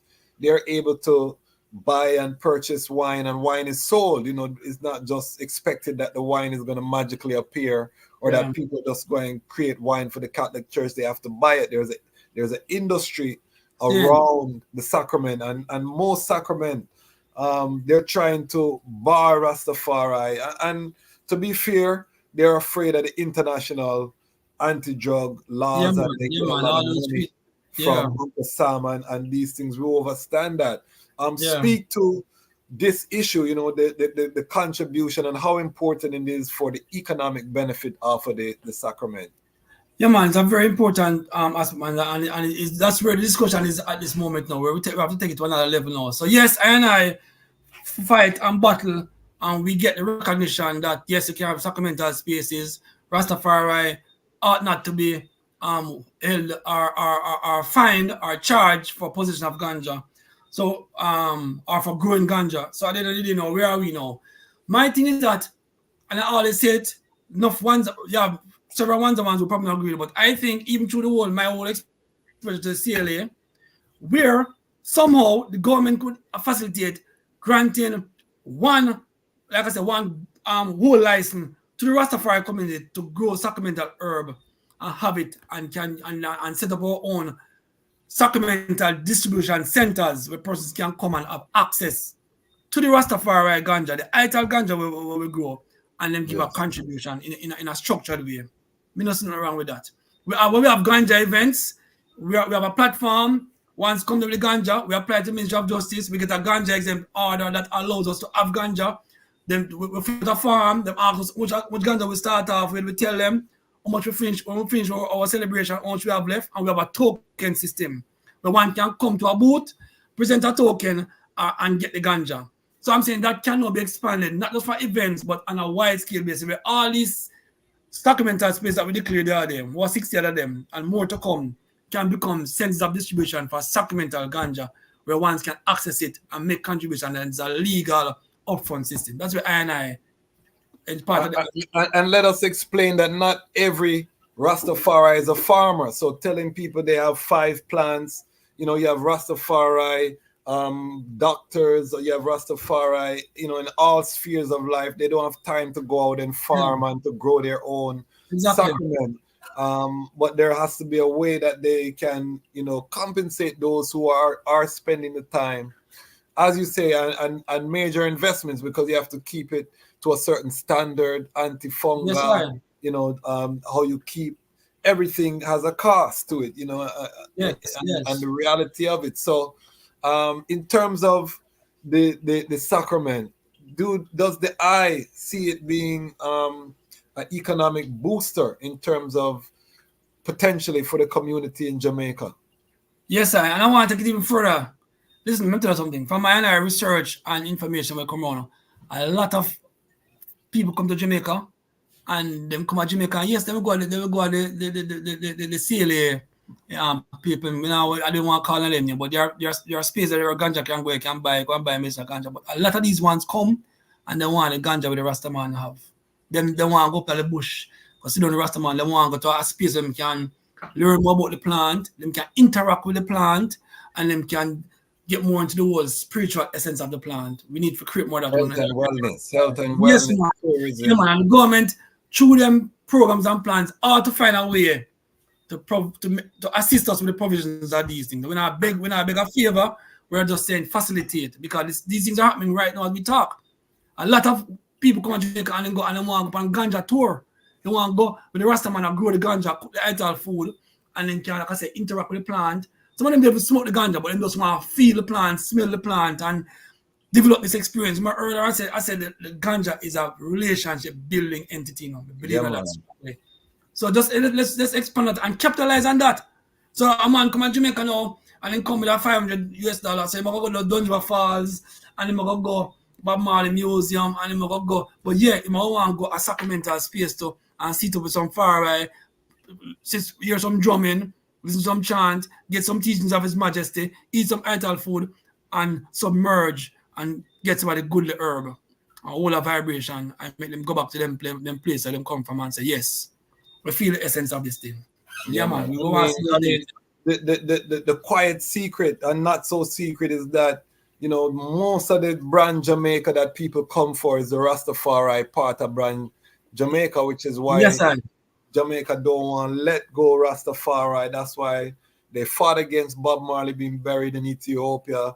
All of these things, because they overstand the value, in terms of the global brand. Because when, the uptown Jamaicans and everybody go abroad and people ask them about Jamaica, they're asking about Rastafari. Yes, just probably recently Usain Bolt breakthrough. You know what I mean? Big up Usain Bolt and the track. But the main thing is going to be reggae music, Bob Marley, Peter Tosh, these kind of things, that the people identify with brand Jamaica. So yes, very, very crucial.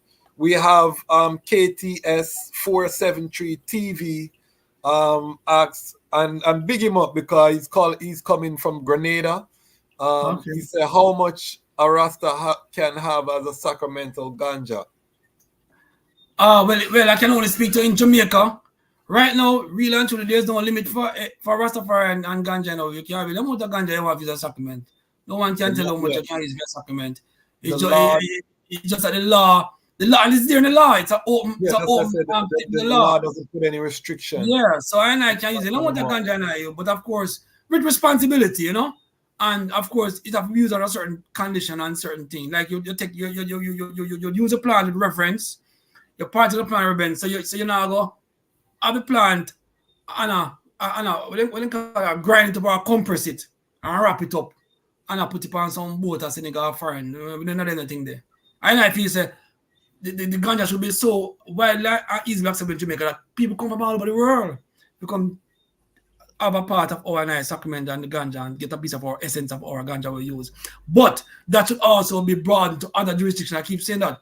The Rastafarians in Ghana, in Guyana, in Grenada, in Antigua, they should also be able to can interchange sacraments amongst each other. So I know that love for start up some of the ganja, the Guyana, and there should be some provision where I can get that ganja to use in Jamaica. And my ganja I go at Starscape or any other space in Jamaica can leave Jamaica legally and go to another jurisdiction where Rastafari there and them can party just like the Catholic system, the sacrament can grow. Yeah, man, I definitely defend that. And I love that you touched that.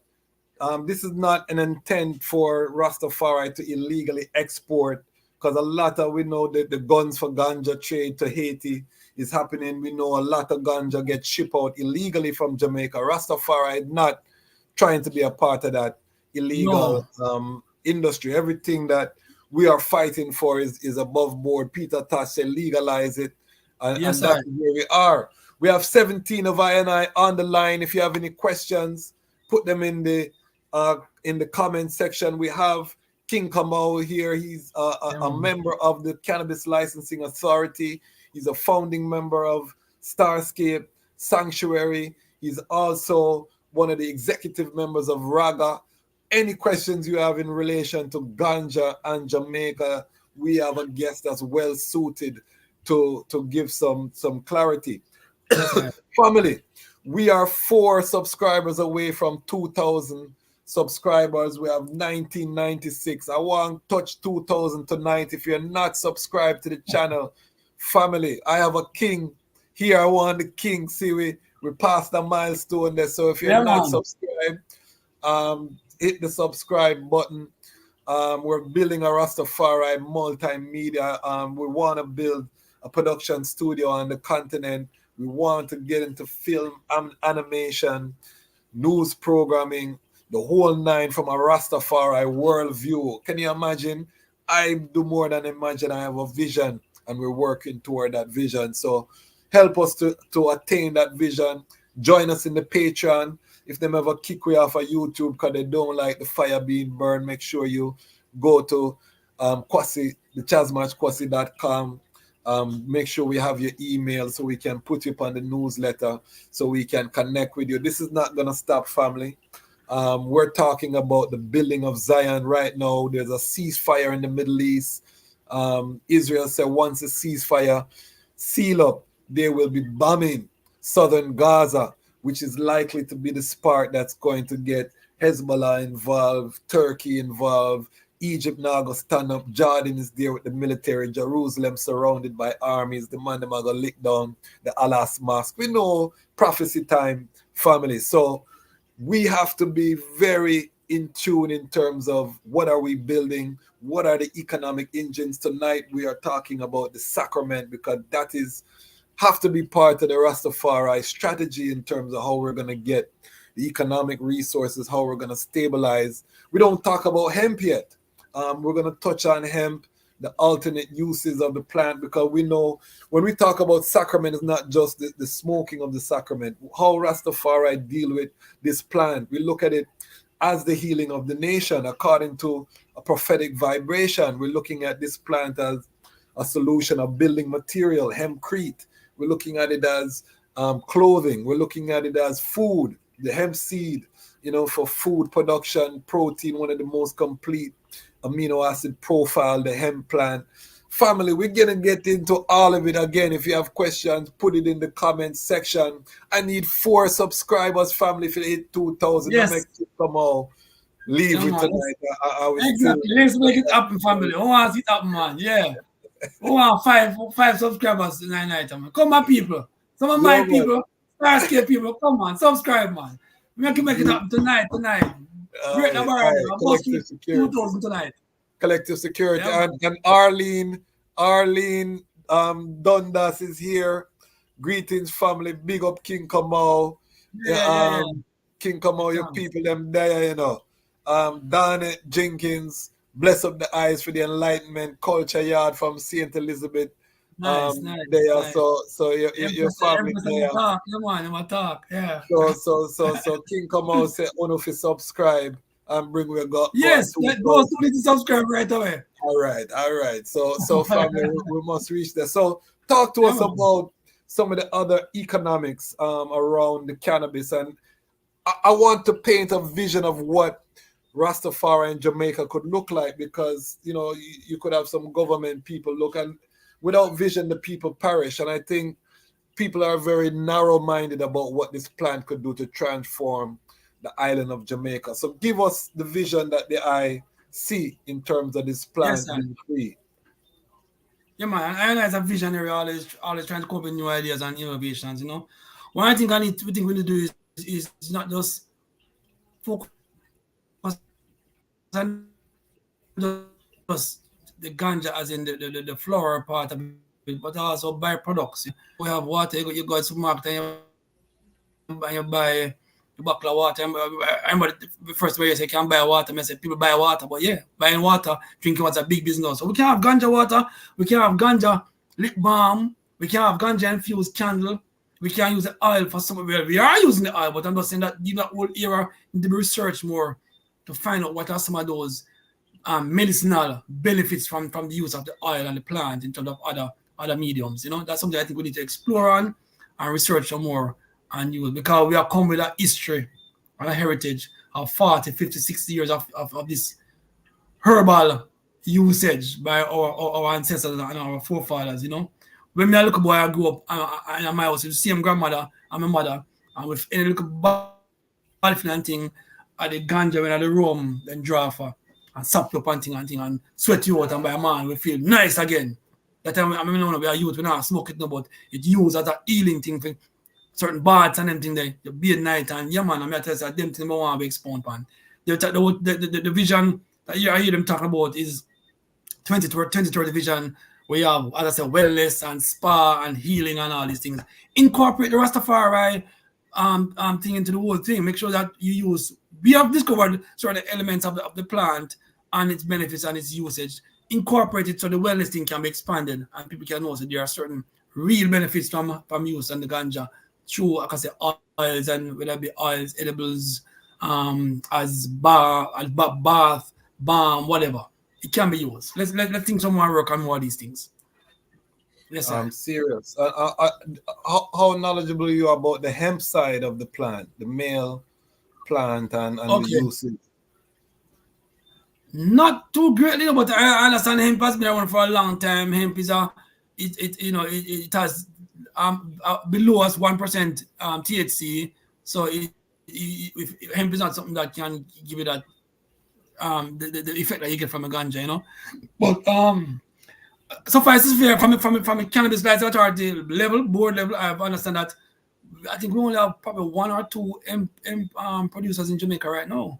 There's a hemp legislation, a hemp policy, but I don't know. I said Jamaica probably don't have the land mass or the land base to grow the hemp, and then there's a fear that the hemp will cross-pollinate with other strains and create off side effects and offspin. So I'm not here to knock it, but I'm just saying from my knowledge and Jamaica might not be the hemp place. Jamaica might not be the hemp. Might not, on a big, large scale level. That's what volume. That's where maybe partnership with some of the other islands. Some of the other islands could lead on the hemp in the Caribbean, or Guyana. Because Guyana. No, you're talking countries with land, massive land that can really just like Yeah, because you raise a good point in terms of the cross-pollination. It can weaken the other strains. We have Icon Fire says the government of Jamaica should give Rastafari the authority to issue license to grow and sell the herb. What do you say about that? That's a big one. I don't see the government giving Rastafari the authority to issue a license. License is really a governmental thing, you know. I mean, I don't think we can really issue a license. However, we can use our space that we have, rally around our Rastafari Mansion organization and have these spaces, as I say, as ecosystem, Rastafari distribution system, where the herb can be there, it can be accessed. A man can come and say, boy, I want herb for use my supplement, and I work all day. I mean, if you go and place them, you can go get it and just go on Rastafari Sacramental space, making contribution and getting herb, and that should be a legal upfront operation. It is happening now, you know, no doubt. But I'm just saying it need to be recognized and you know, without any license. The license I'm talking about is a license to grow on a large scale where we can start even export. So I'm saying that perhaps through the CLA, them can grant one license, a big license to Rastafari to say, okay, then the Rastafari company to come up with a certain amount of ganja, a certain amount of weight, and that we can use that now, farmer relationship with a overseas one who can either buy all of it or convert it and use it, and we have export channels open up for this. That's what I want to see. So if it's going to be on a co-op basis, and it's ganja. And it's important that to clarify that the community, and I'm working with the community as a legal consultant, has taken a declaratory stand. So the community is not asking the government for permission. The community is declaring what it's doing, yes, and then we are, you know, seeking to work with the government to ensure that the community is protected, because we're saying that this is the right of Rastafari, yes, under the International Declaration of Human Rights, under the basic human decency that's according to humanity, to be able to live their faith. So everything that Rastafari is doing as it relates to cannabis, or ganja as we call it, Sacramental Ganja, are things that have been done historically. There's nothing new that Rastafari is doing. What Rastafari is seeking in Jamaica is to end the persecution, and trying to work with the Ministry of Justice to end the persecution. But as Ras or King Kamau say, we want now, in this modern era where we're looking at a multi-billion-dollar industry, we want the ability to be able to legally export to other Rastafari around the world, because Jamaica, as King Kamau say, have a special type of sacrament that is not anywhere in the world, because of the soil, that Caribbean sun, and just the spiritual vibration of the place. It's unique among all of the cannabis or the ganja of the world, and so there's value there. And Sacramental Ganja, which will be grown according to the ITAL standard, there's a prayer component, meaning when Rastafari go their herb, they're praying to the plants. They're chanting to the plants. The Nyabingi drum is not just replanting herb. That's not how Rastafari deal with their plants, you know? Speak to that part, King Kamau. Yeah, man. It's a vibration and energy, you know? Just the way how we interact with the plant, the reverence and the respect we carried for, what we use on the plant in terms of the growing stages, because that's very important. So if we say ITAL, certain ways and certain things where certain man put on the plant now are really work. You know what I mean? Because at the end of the day, you want the thing to come out with the essence, the pureness there, right? So we have to find a way. I mean, like I said, we're doing it already. It's just a way of formalizing and institutionalizing these things. So that, yeah, man, Jamaica, just like Jamaica is a brand, the ITAL Ganja in Jamaica is a brand within itself. And we need to make it be known to the world and be utilized and bring some value to I, the Rastafari family first and foremost, but to the wider Jamaica and the world, and to the world. I mean, at the end of the day, I don't want the benefit just for Rastafari alone. I want it for all black people, really and truly. That's my vision there, you know. Yeah, but it takes pounding pounding the door, licking down that door, breaking down barriers. I know it's really somebody who all of my life, me always break barriers. I do a whole lot of things where me just do it naturally, and it's like, I'm sorry, right, you really do that? Yeah. It's like, you know, you just do that, bold and brave with certain things. And yeah, man, they have to really mobilize the people. I realize I've been given a special gift, and His Majesty endow me with something I use to really get people moving and get the whole thing going, you know. So I'm just really serve the people in the greatest way. Because me really is a defender of the faith, you know. Yeah, man. Yeah, man, he's a defender of the faith. Real and true. That's my reality. Yeah, man. And I see the eye works, and I always admire the eye works. I met the brethren through Jamaica Music Conference first, you know, active, one of the few Rastafari that's active in the industry, you know, at a high level, doing work within the industry. So, and I haven't really brought that side to the Lion Voice, but we're gonna during Reggae Month we'll start bring some of that more. I have a interview with Danny Dread, the iconic selector. I'm getting ready for drop. We have an interview with DJ Cool Herc. We're getting ready for drop on the platform as well. So if you haven't subscribed, we need 3 more subscribers, family, to hit 2,000 tonight. We want to hit 2,000 tonight. I want King Kamau, my brethren. Yeah, man. 2,000. Some more people, make it up. I must say, we break barriers all the way, so we can bust down the barrier, man. 2,001 all the way. Yeah, man. 3 more. 4. We say we want 2,001. We want 2,001 tonight. 2,001 tonight. Yeah, man. Come on, people, subscribe. So talk to I and I about some of the challenges that we're facing. We have one of our founding members of Raga, one of the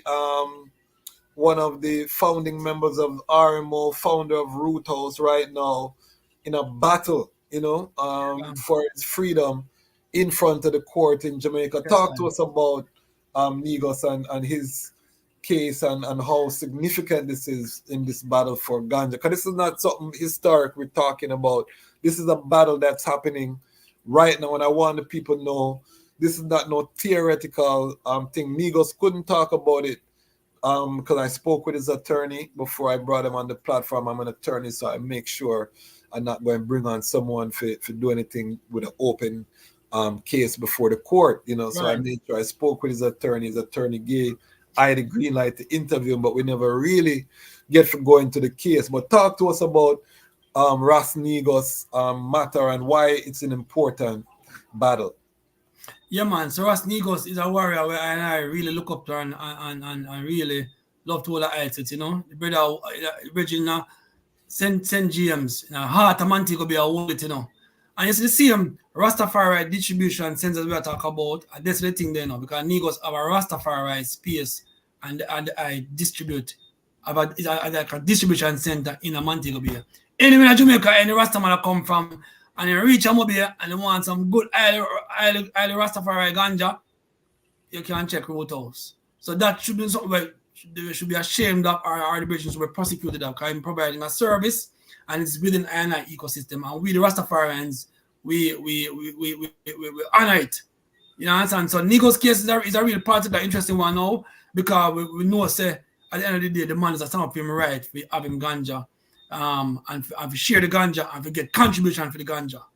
See? So that need to deal now, because if the powers that be recognized and give Negos in full rights and we overcome that, that will be a great back to fire in life. We say, yeah, man, we can recognize that we're not intending dealing around here. We into giving access to the herb and make it being able to be accessed by ones and ones. And if a one-on-one I make a contribution, it make a contribution, and we just deal with it, because the contribution and the world is a part of our own ecosystem. That's how we live.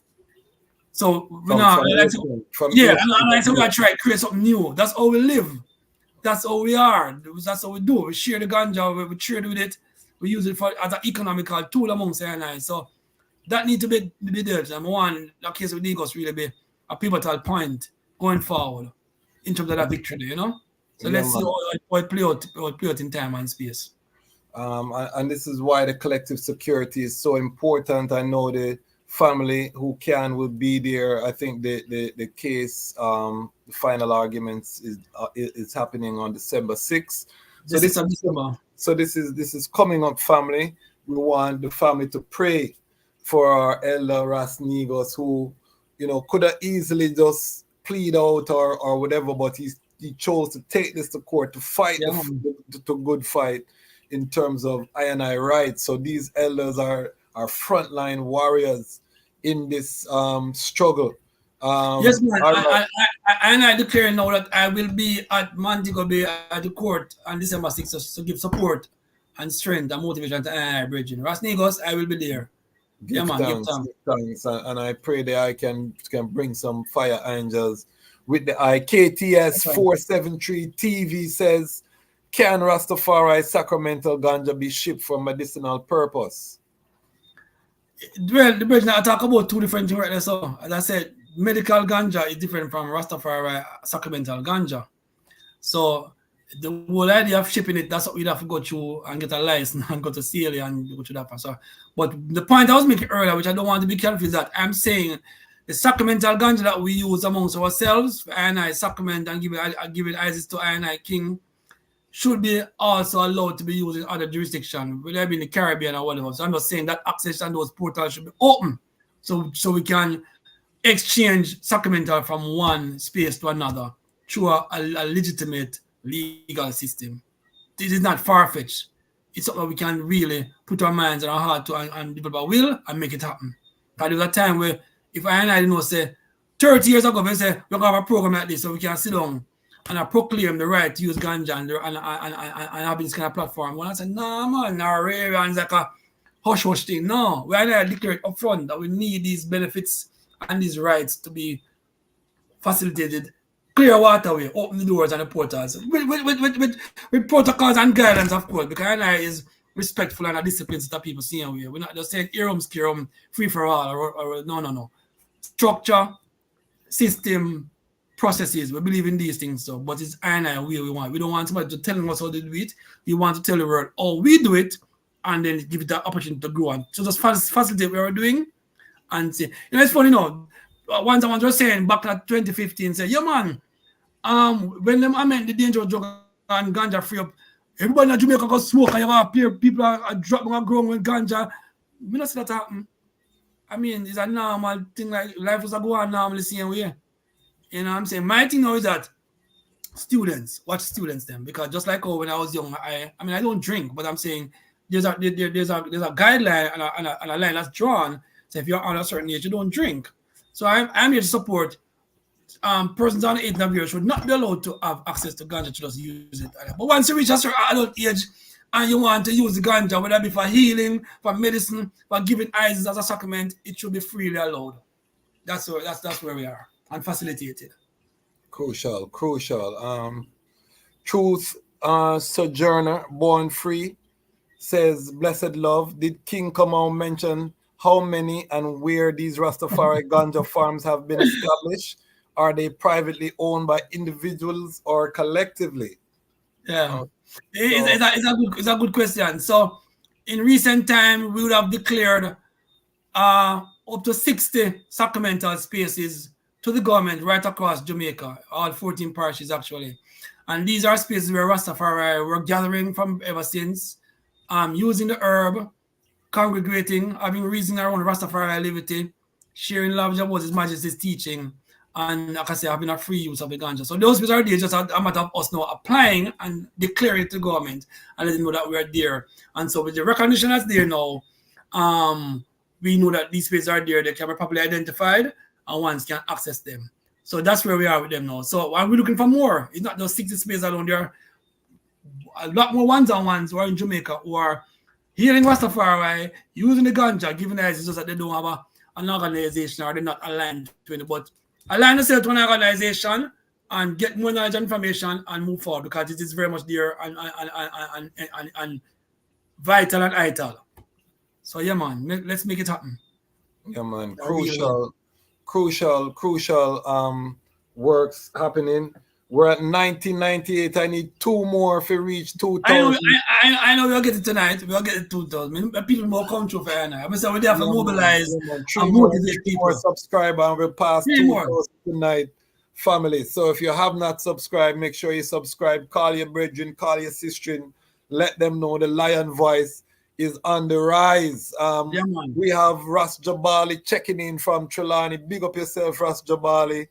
Ras Jabali said, I'm setting some cuttings as I listening to the phone is on speaker, so the plants are absorbing the energy. Big up Lion Voice. Big up King Big up. Kamau, going to see what comes from these plants. So Love that. Yes, family, bless up King Kamau in Chilana. Yeah, man, I love that, my lad. So come check money and plant it too, you know? And my mother is from Trelawney, you know, so my Nice. family roots, my family Yeah, from man. Trelawney. I have Maroon in my family, all of them things that where we don't Nice. talk. I'm gonna interview my mother and get some of the history on Lion Voice. So you gotta see all of them things there too. But yes, family, we need two more for hit the 2000. Yeah. 3 more. Make we seal up with that Trinity 2001, confident in the victory of good over evil. So King Kamau, Yes, sir. what we want to talk about now is again in terms of timeline. How long do you feel it's going to take to transform the Rastafari into this kind of prosperous ganja ecosystem that I envision? What is the start of Raga leadership in terms of timeline? Is this our lifetime? Is this 5-year, 10-year, 1 year, next year? What's the realistic timeline? Well, to be honest with you, Babylon timeline and our timeline are two different things, you know. So we make a lot of strides, we overcome a lot of battles and adversities, but the trend continues, you know. It's not something that happen overnight. But I think within the last 3 to 5 years, we have made a lot of progress. We have met with the government at the table and sit and discuss our issues with them. And I've even gone to court personally as a Rastafari, as a leader in the movement, as a justice of a peace, to verify this brethren is a Rastafari and has the right to use the sacrament and ought to be given that right. Speak to the judge and support the thing, and suffice to say, all these cases that we have gone to, those cases have been thrown out and dismissed. And the judge said, we're wasting the court's time bringing these brethren before the court for possession of ganja. So the victory is there, and I've personally seen it happening. So now we need to make sure that these things are taken to a level where it don't have to reach a point where the brethren get arrested. The police now ought to know that there are certain group of people in Jamaica, Rastafari, who have a right to use ganja, to possess ganja, to even transport and move around with their ganja from one sacramental space to another, and they're not to be molested and to be left alone. So a lot of the conversation we're having to Ministry of Justice now involves other interministerial conversations with the Minister of National Security, the Police High Command, and the Ministry of Culture also should be on board, but even go as far as the Ministry of Education, Ministry of Health. All these ministries need to combine now and come together and start a table with Rastafari so that we can fully understand what our ecosystem is. But that's because I think there's still a lack enough knowledge and information about how our ecosystem works. It's working for us now. Yeah, and I think what's important to emphasize is that the prosperity of Rastafari is going to help Jamaica solve its crime issue.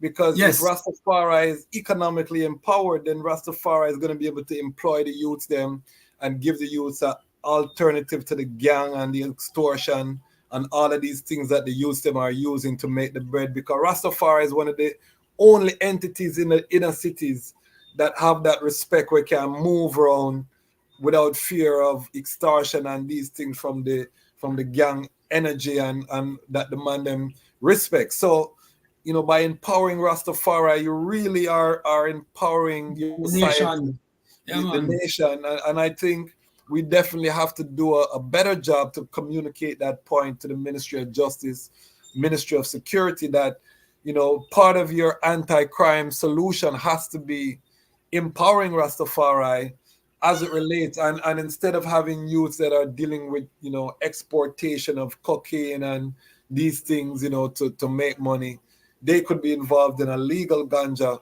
trade, growing ITAL ganja for the Rastafari community. They could be trained. They could be able to earn a living for their families.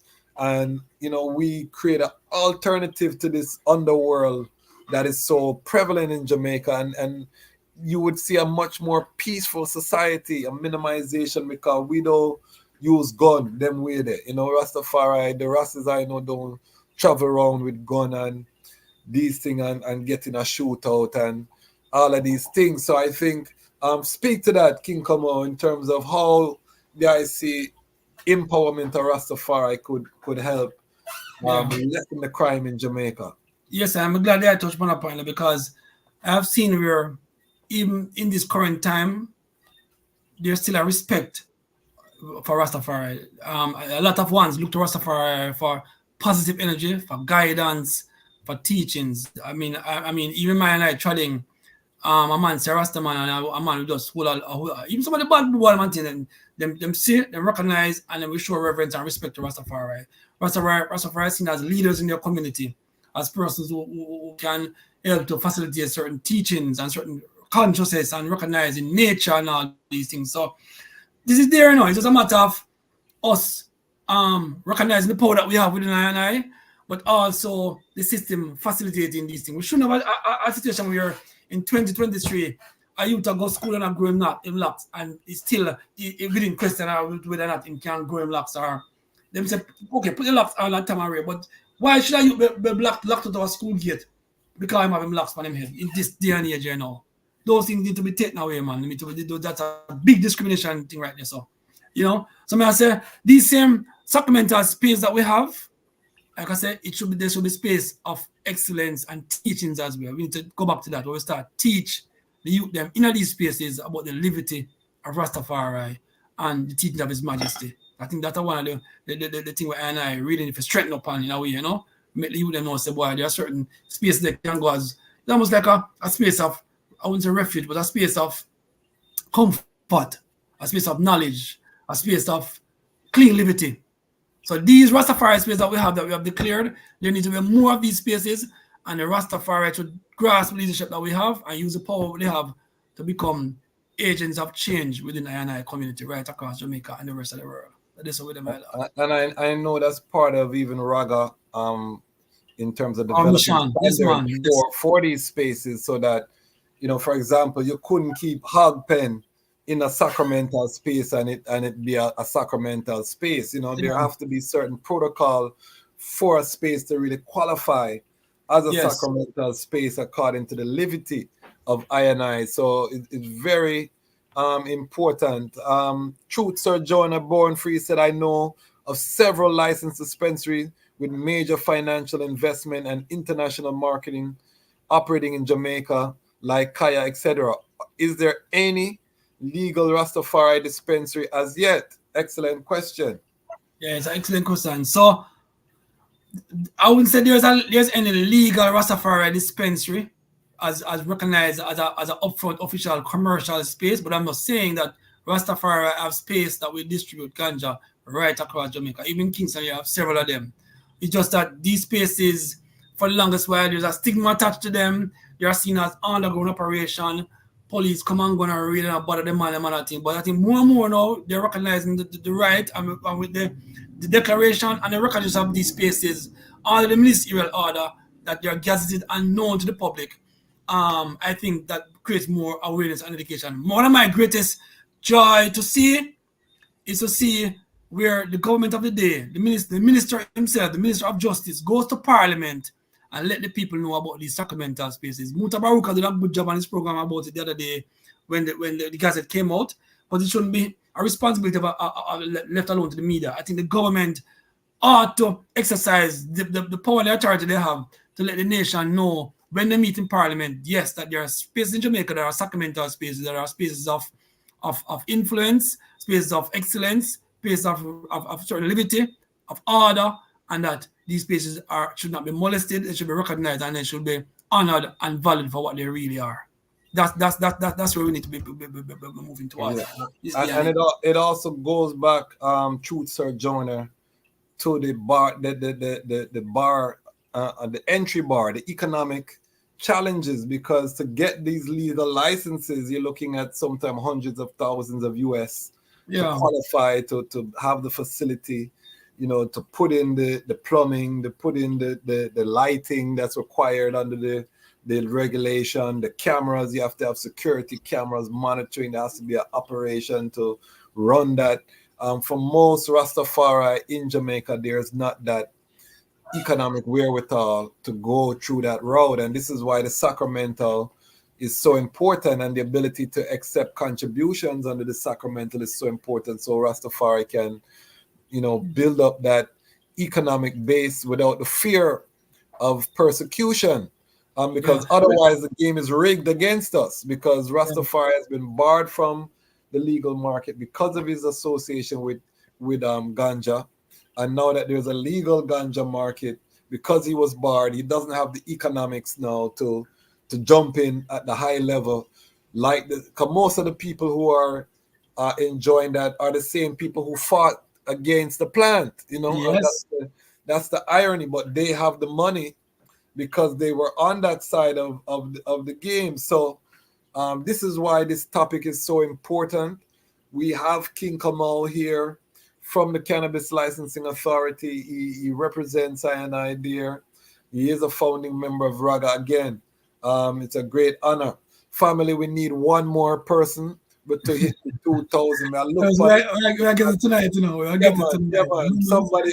King Kamau the clear, you know. King Kamau the clear it. So and if you bust the seal, drop your name in the comments so we can record you, and maybe we can, send you something special, from the Lion Wise family. If you're not too far, we send you something special. 2,000. Who are gonna bust the seal? We need one more subscriber to bust that 2,000 seal, and we want 2 more before the night end. We want to go at 2,001. So if you, people come through, man. Yeah, man. We have 20 of I&I. If you decide to subscribe and bust that seal, drop a comment so we know, say, there is a 2,000 subscriber. That's a big milestone on the channel. And we give thanks that King Kamau. We want King Kamau, my brethren, for witness. We passed this milestone. Forward to the topic. We want to also make note that the I is serving as part of the PR committee for the Rastafari Mansion and organization. I'm also assisting on that committee, of course. Lion Voice will be part of that apparatus to get the word out. But the the RMO, Rastafari Mansion and organization, talk about why Starscape. We'll talk about Starscape because not just the I that's part of Starscape, it's a collective. Talk about Starscape and then talk about why Starscape decided to join the Rastafari Mansion and organization, this unity movement.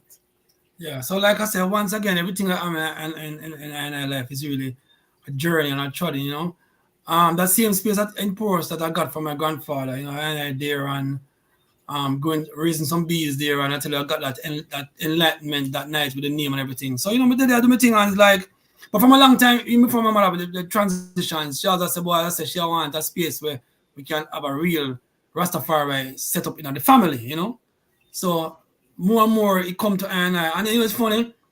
It's like my dad, and like my dad in the same space and a clear up and some bridges in the era just start come round.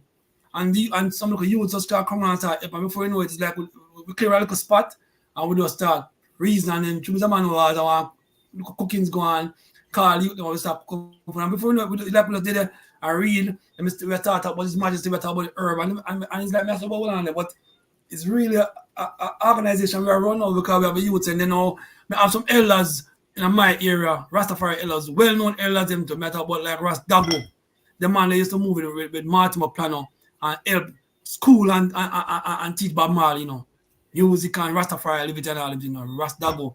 Then we have Ras Natty P. Then another Rastafari bridge in there. We have an elder Rastafari bridge in Oswald Maxwell. Him live right near I&I place in a Porus then.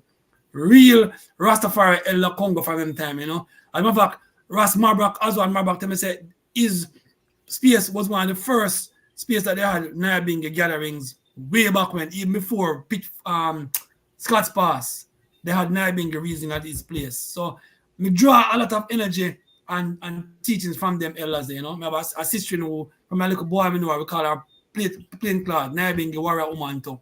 Ever encourage her and I, so look here, in celebration of your mother life, do she live her life as a matriarch, if you carry on the work and use the space for growth, Rastafari. So we are building it out now. We have a little space to gather because we like everything else, lack of funding and everything, but collectively doing that thing. And I link up with some people in the community, and we have a little meeting and a reasoning, and we grow it little by little, more and more, strength by strength. But the important thing is that we're a collective, and Starscape is now a part of the Rastafari Mansion organization, where we signed to that to say that we are part of that system, and we want to use our space as one of the space to grow Rastafari, to provide for the people, to provide space where one can come in. Personally, I like to develop space to like an eco-village setting where we have even a museum of Rastafari artifacts and books. We have like a teaching center where people can come. Because I was saying that same space where I was there, Poros High School, being the visionary I am, I went to Poros High School, met with the principal, and I started a beekeeping project in the school on there, you know. And so that whole thing evolved into me, like I said, creating a space where ones and ones can pause and know about teaching the Rastafari. But I want to make it grow now with the help of His Majesty and ones and the community to make it be a real center where one can come and access information, books. I'm a big believer in reading and knowledge and things. So I want to have a museum and a library there as well for the community, you know. Give thanks.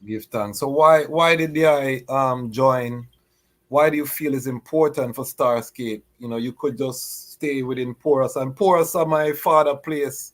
I have to make that known. My family has property in Berrydale, right? As before you reach into Poros, right? So I grew up going through Poros and over, you know, going to that space there, near Scott's Park. So, you know what I mean? So it's special to I. But what you could have just stayed in your little place there, have your little gatherings. Why connect with the Rastafari Mansion and organization? Why is it important in this time? Yes, it's very crucial and important because we is a collective security for sure. His Majesty say organize and centralize. And like I say, from my challenge Rastafari, I always see different organization come. I remember my mother was a big part of what them called the RCO. Back then, you know, the center at Euro Circle. And she was a very much big part of that with Silva, yeah, man. And my mother was a person. I remember, funny enough, like one of the days I used to help my mother write letters, so I should, you know, through and I good pan English and things should pass and say, what do you think about this? Or I'm gonna tell her to tweak it and change it. From them in high school, I do them things there. So yeah, man. So it's always about just getting the family together, creating that unity, creating that centralized system of ones and ones. And I mean, with more unity and more strength. Now, when we're going to Ministry of Justice, we're going as a nation, a collective, mansions, organizations, groups, Rastafari, people coming together, asserting ourselves and declaring our rights. That is a greater part of the victory and part of the battle, you know. And His Majesty is a man who take the teachings to go out into the world, know the world, gain information, but with discipline and perseverance and humility. That's how you reach the people. And I want to reach the people, you know. And it's important because, as you say, is one voice, and we have 13 organization, Bobo Shanti. 14 organization, Empress, including Empress of Zion, that have signed on to the Constitution. Yes. So this is historic, because even the Millennium Council, because I was part of that uprising, I had to draft the Constitution for the Millennium Council, the RMC, but it was never signed. It was never executed. This RMO has executed the Constitution, so the members have signed on. They have been working together quietly and diligently for over a year. We're actually getting ready to complete the economic development plan. Talk to us. Hold on, before we do that, Icon Fire says, I feel like subscribing for a second time. Big up yourself, Icon. And then Truth Sojourner, Born Free, bust the seal and say a 2K. I saw it. Yeah, man. So Kamau is now a prophet. Tonight. Rastafari, we give all praises to Rastafari, man. You know? Haile Selassie the first. Yes, Kadamawi, make with us take some time and give thanks and just glorify. It's been a journey from 0 to 2000 in the Lion Pride. This is just the beginning. We're trying to hit 10,000 by January 1st. So, you know, this is just the beginning. We want to accelerate the thing. Family, this is a joy. And whoever was the 2,000 subscriber, please drop a comment. so that we can know with a love, even send you something, you know what I mean? So if you, as long as you know they are Australia or one of them places, we might just have to send your ISIS, you know, we might just have to send your ISIS. But if you're in the US, close by Caribbean, we want to send you something. So let us know if you're that person who just subscribe and push us to the 2,000 mark, which is a massive milestone for the channel. King Kamau see it and him said, before we started, I said, you know, me know say your people are coming, and him say, yeah, gonna hit the 2,000 tonight, don't worry. Him never even blink, him never stammer, him never stutter. So the powers and that confidence, I think exemplifies the brethren and what he represents. Yeah, man, and Rasquaza Musalana is humbled and honored to be a part of this platform, humbled and honored to be able to can share the people, and even more so humbled and honored to increase the capacity and your subscribers level. Give thanks, Rastafari, you know. Yeah, man, it's a joy, and your people showed up tonight. We're almost at 10 o'clock. Believe it or not, 2 hours fly by. No, we just start reason, man. Just to get warm up night, you know. I told you, when you come upon the Lion Voice, Lion Talk, you know, the time flies. So, family, if you have any final questions, put them in the comments. We have King Kamau here, 2,000 subscribers. He is on the Cannabis Licensing Authority. He's making, you know, decisions with that board about the future of cannabis in Jamaica. He's part of Raga, an executive founding member. He's part of shaping the Ras Tafari ecosystem as it relates to ganja. He's representing the Ras Tafari community in reasonings with the Ministry of Justice. He's on the front line of that struggle. He is a founding member of the RMO, the Ras Tafari Mansion and Organization.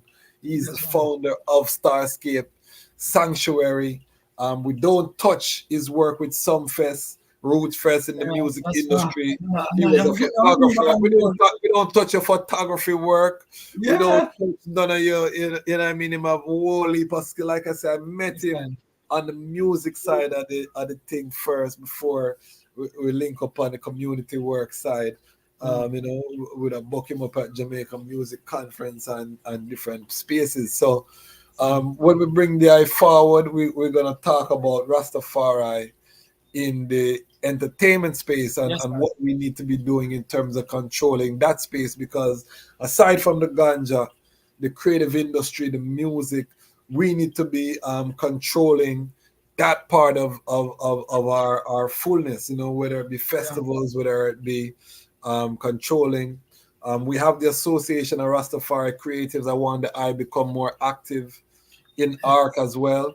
I did a presentation in ARC with Ras Baya that was very beautiful. So we definitely give thanks for that. But we definitely want the I to be more involved in ARC, and we'll talk about that part because we're really going to be doing a push for ARC in Jamaica in the new year as we embark on these agricultural projects. ARC has declared agriculture and farmers as part of the creative industry. As it relates to Rastafari, our farmers are creatives.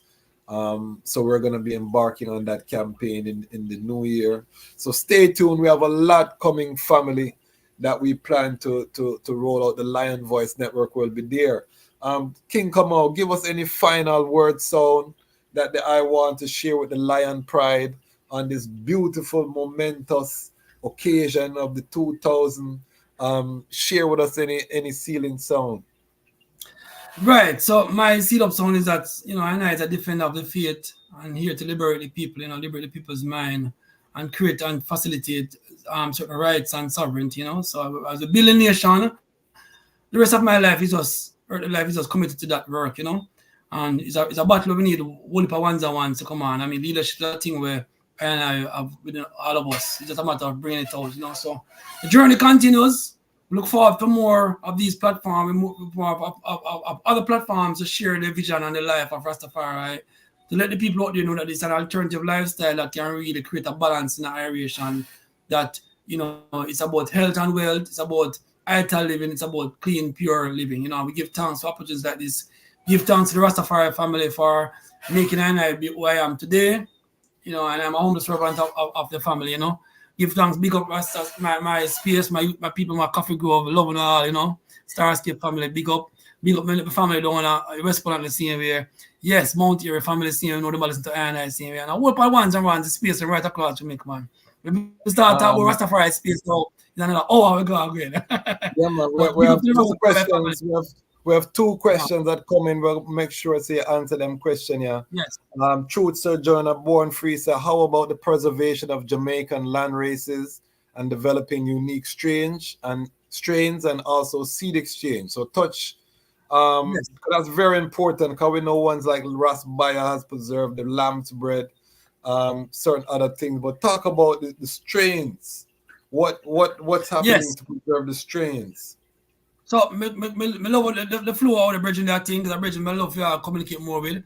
So, me love when thought going. Yeah, man, these are things that we need to encourage as well. Like, a lot of ones bringing seeds in Jamaica, and a lot of the original strains that we had back in the day, lamb's bread and some other ones, they were really either diluted or then die out, or the Babylon system chop them down and destroy them. So, more and more when we have to collaborate and create our own strain. But the beautiful about that, because of the soil and the sun and the essence and all the Rastafari, or we grow the herb and our standards and our system, we are creating some beautiful strains that are real high in THC, that gives it that real high essence of good ganja, and we want to grow a lot of these. One of my thing is that I love the man and get more creative with the names them though. Stop using a lot of those names from overseas, you know, everything in America, the Kush and the no. We can come up with our own creative, because we are creative people. We can do it. Let's give the some names that are more unique to our culture and to our liberty, man. So, big up the farmers and there's a whole lot of work out there.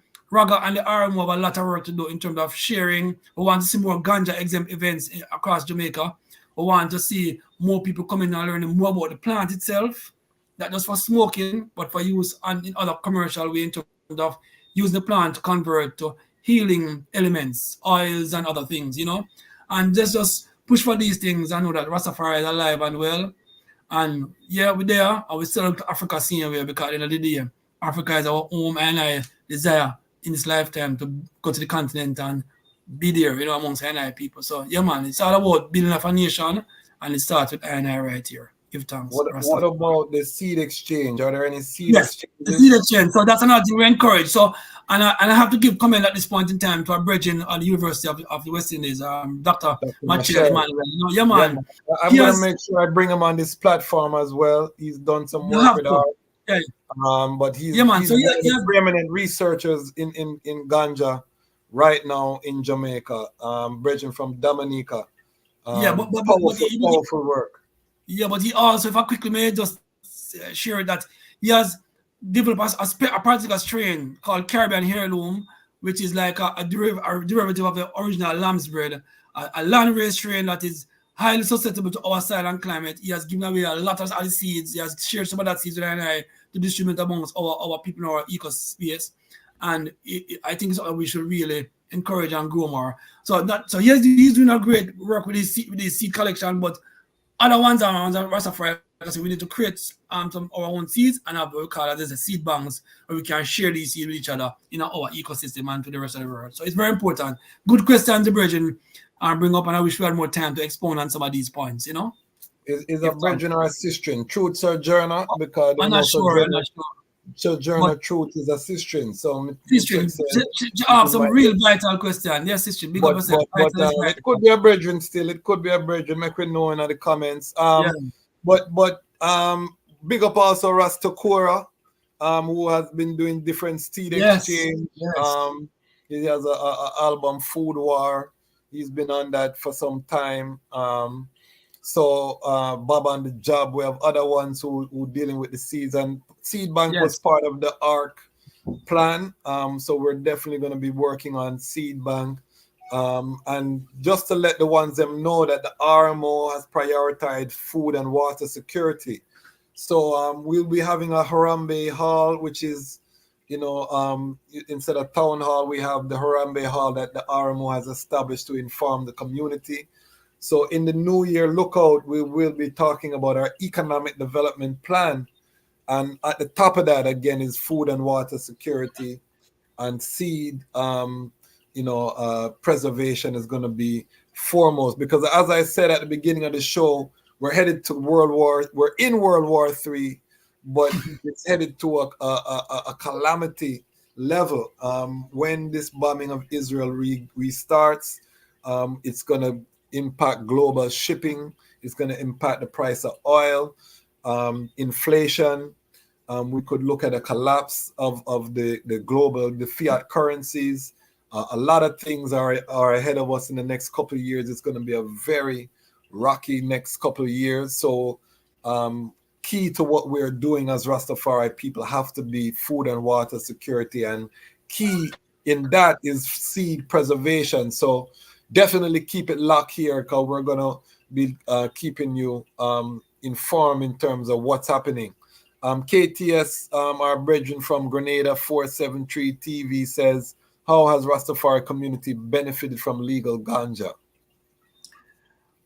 That's a tricky question now, because there's no full evidence to say why Rastafari has really benefit from the legal ganja ganja system. If you're talking about the CLS that we have in Jamaica, well, we're on the board. We are a part of the decision-making process for in terms of policies as it relates to medical ganja.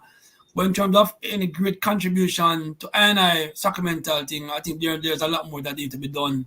I think the government to find a way to make some kind of funding be provided to help to preserve and build and assist with the Rastafari spaces, and give us even more space that we can have to help to grow the Rastafari knowledge base in terms of history and knowledge and so on. Create more spaces for Rastafari people to come and know more about Rastafari.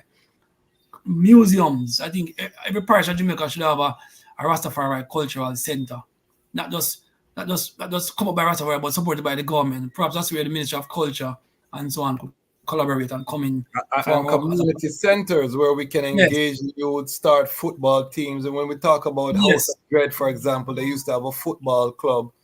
They used to go around the island playing football, and enough youths come to Farai and come out of crime and criminality. Man, remember Negos and did a good job as well in Montego Bay. Ras Negos and Root House are doing the same thing in Montego Bay with the football side. Yes. So these are things, and again, we got to tie Rastafari uprising to the anti-crime and let the government and the powers that be see that empowering Rastafari, you depower the negative aspects of Jamaican society and culture. So, if we want a peaceful, that paradise that Jamaica is destined to be, you really need Rastafari to be strong in your country. It's not a threat to the country, more it actually is the benefit of the country for them to empower I&I through the sacrament. Icon Fire, and this will be the last question. I can't keep King Kamau, because King Kamau is dignitary, I have to start paying him after a certain time, because I'm on the booking fee tall if you want to get them advice. But Icon Fire said, don't you think Rastafari should own somewhere like CPROD and other major industries in Jamaica? Do we need to be more organized? All right, I don't know about owning places somewhere like CPROD, because that's why I know CPROD is a soap company. So but really and truly, is a mission that we're on. Like I said, we have reached a milestone in our history where we have actually been given the authority to have our spaces. There's more of an organized structure around these spaces now. The government has issued the regulations which they want us to kind of use as a guideline.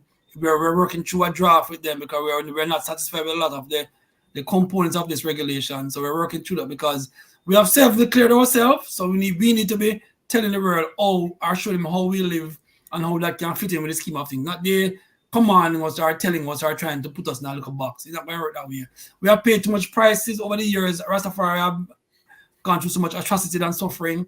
Our ancestors have paid the price, and now it's full liberation time, full freedom time for an to hold on to these rights and let the thing be a little bit it should be a kingly way, So yeah, man. So as I said earlier, we want the encouragement to have more spaces in Jamaica, and not just Jamaica, but across the world where Rastafari liberty and teachings can be upheld and shared with the ones and ones. That is NI vision.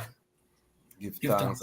And within the ecosystem, it's going to be organized. So, because you're going to have storage, you're going to have transportation. The ITAL certification standard is going to require all aspects be monitored and regulated so that we can ensure the quality and that everything is being done. And ITAL mean all plant-based input, so that means no animal fertilizer, vegetable compost will have different tiers within the ITAL standard. So it's a comprehensive standard that is currently being developed that's going to require a high degree of organization. So again, make sure that you all keep it locked here. We reach 2,000 subscribers tonight. I want to just give thanks to the Lion Pride. We're growing in strength. We're growing in power. We are not going to stop here, family. I'm still pushing through the powers of the King. We're getting ready to drop. And I'm running up against, I want to apologize because we haven't been able to post as much as before. I went to St. Croix. I didn't post for about 7 days, and YouTube is now treating my channel like it's a brand new channel. Them kick me out of the algorithm. The video, them barely I get 100 views now. Before I was getting 100 views in a day before me stop post. So it's like me I build the channel forward.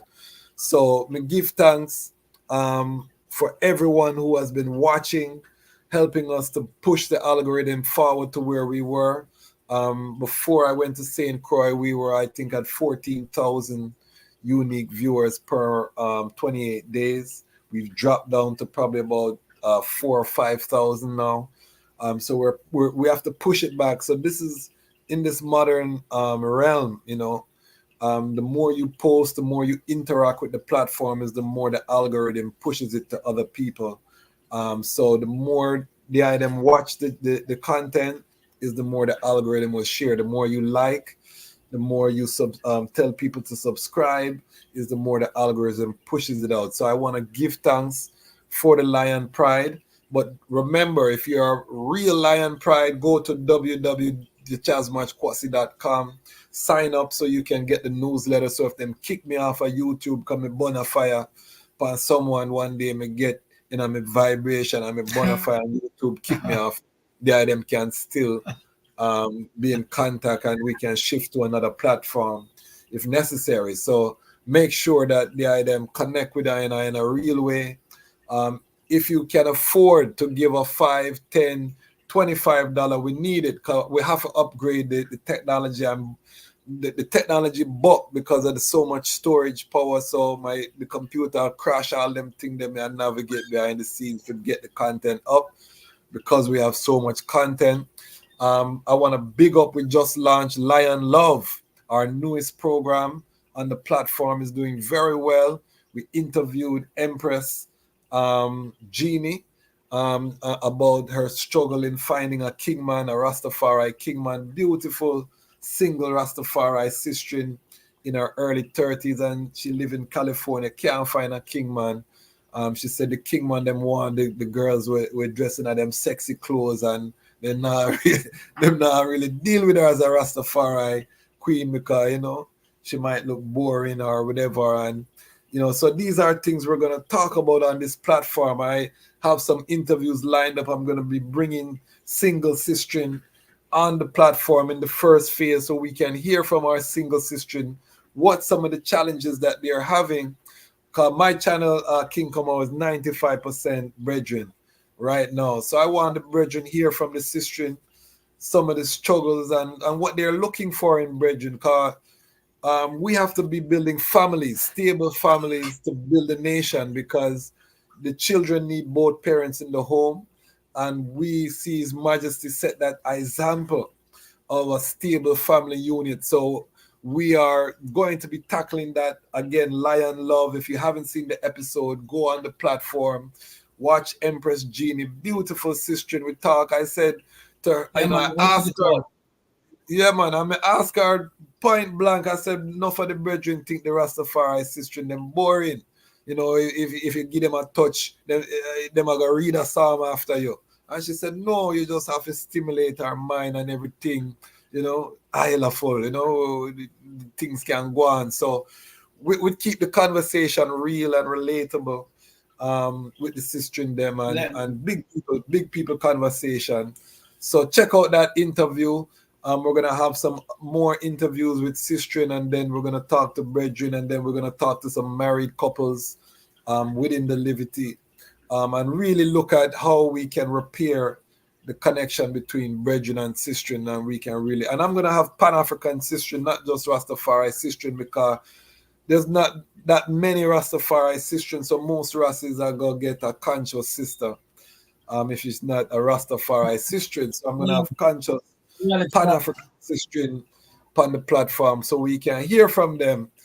So make sure you keep it locked. Make sure you subscribe if you're not subscribed. We hit 2,000 tonight with the help of King Kamau, family, and them. You know, that's why when you link with a king, you have to give thanks. If you haven't subscribed, subscribe to the platform. Lion Voice will be Saturday episode. We have our interviews from St. Croix. We interview a lot of artists, a lot of ones from St. Croix. Those will be hitting the platform. As I said, we have iconic sound system selector Danny Dread of King Addies, of Volcano, of Stereo Mars. That interview is going to drop shortly. We have the father of hip-hop, Jamaican-born Kool Herc. That interview is going to drop. I have some special interviews that we're going to drop that I have not announced yet, that we have scheduled. Big names in December. I'm trying to hit 10,000 subscribers by January 1st. So I'm going to start drop some bomb on the platform so we can get the thing. I'm on Superpowers, the network, you know, family. And I don't start tap the network. I just getting started. So give thanks, King Kamau, for coming on the platform. Give thanks. Really sharing with I will give the one final opportunity to say a final song. Big up yourself, Truth Sojourner, Born Free, for your participation. You made it spicy and nice tonight. Great questions. King Kamau, final song. Final song is a quote from His Majesty's words and teaches him. So discipline of the mind is a basic ingredient of genuine morality and therefore physical strength. So we give thanks to that, you know, teachings of His Majesty. A lot of highly full, words and there to empower and I as we go through the journey, you know. So yeah, man, it's a joy to be here. We give thanks on behalf of the family, Rastafari family, and Rasquazi. Keep up the good work they are doing. The platform is really highly full, and I'll be tuning in even to the relationship one. Really get tuned in on that. And yeah, man, continue the work they are doing. Blessed love to be a part of the whole movement. I is a leader in many ways. An inspiration to I see here, an encouragement to I. Yes, I give thanks. Rastafari family, we're there. And give thanks for the I coming on the platform. Give thanks for all of I who have been working in this vineyard. Give thanks for the technology that has joined us over land and sea, so that we have ones from Africa, ones from all over the world that can come on this platform, the second largest search engine on the planet, YouTube, and we can connect, hear perspectives. And I know what the Lion Pride always ask I. They ask I, why is it important? And I always tell them that the time has come for the Lions to tell our own story. And this is the Lion Voice. Rastafari, give thanks. Blessed Lord. Let's see the first. That is it. Nana Farika. The time has come for the lioness to tell her story from her viewpoint and tell the world who Queen Omega is. This is the Lion's Voice.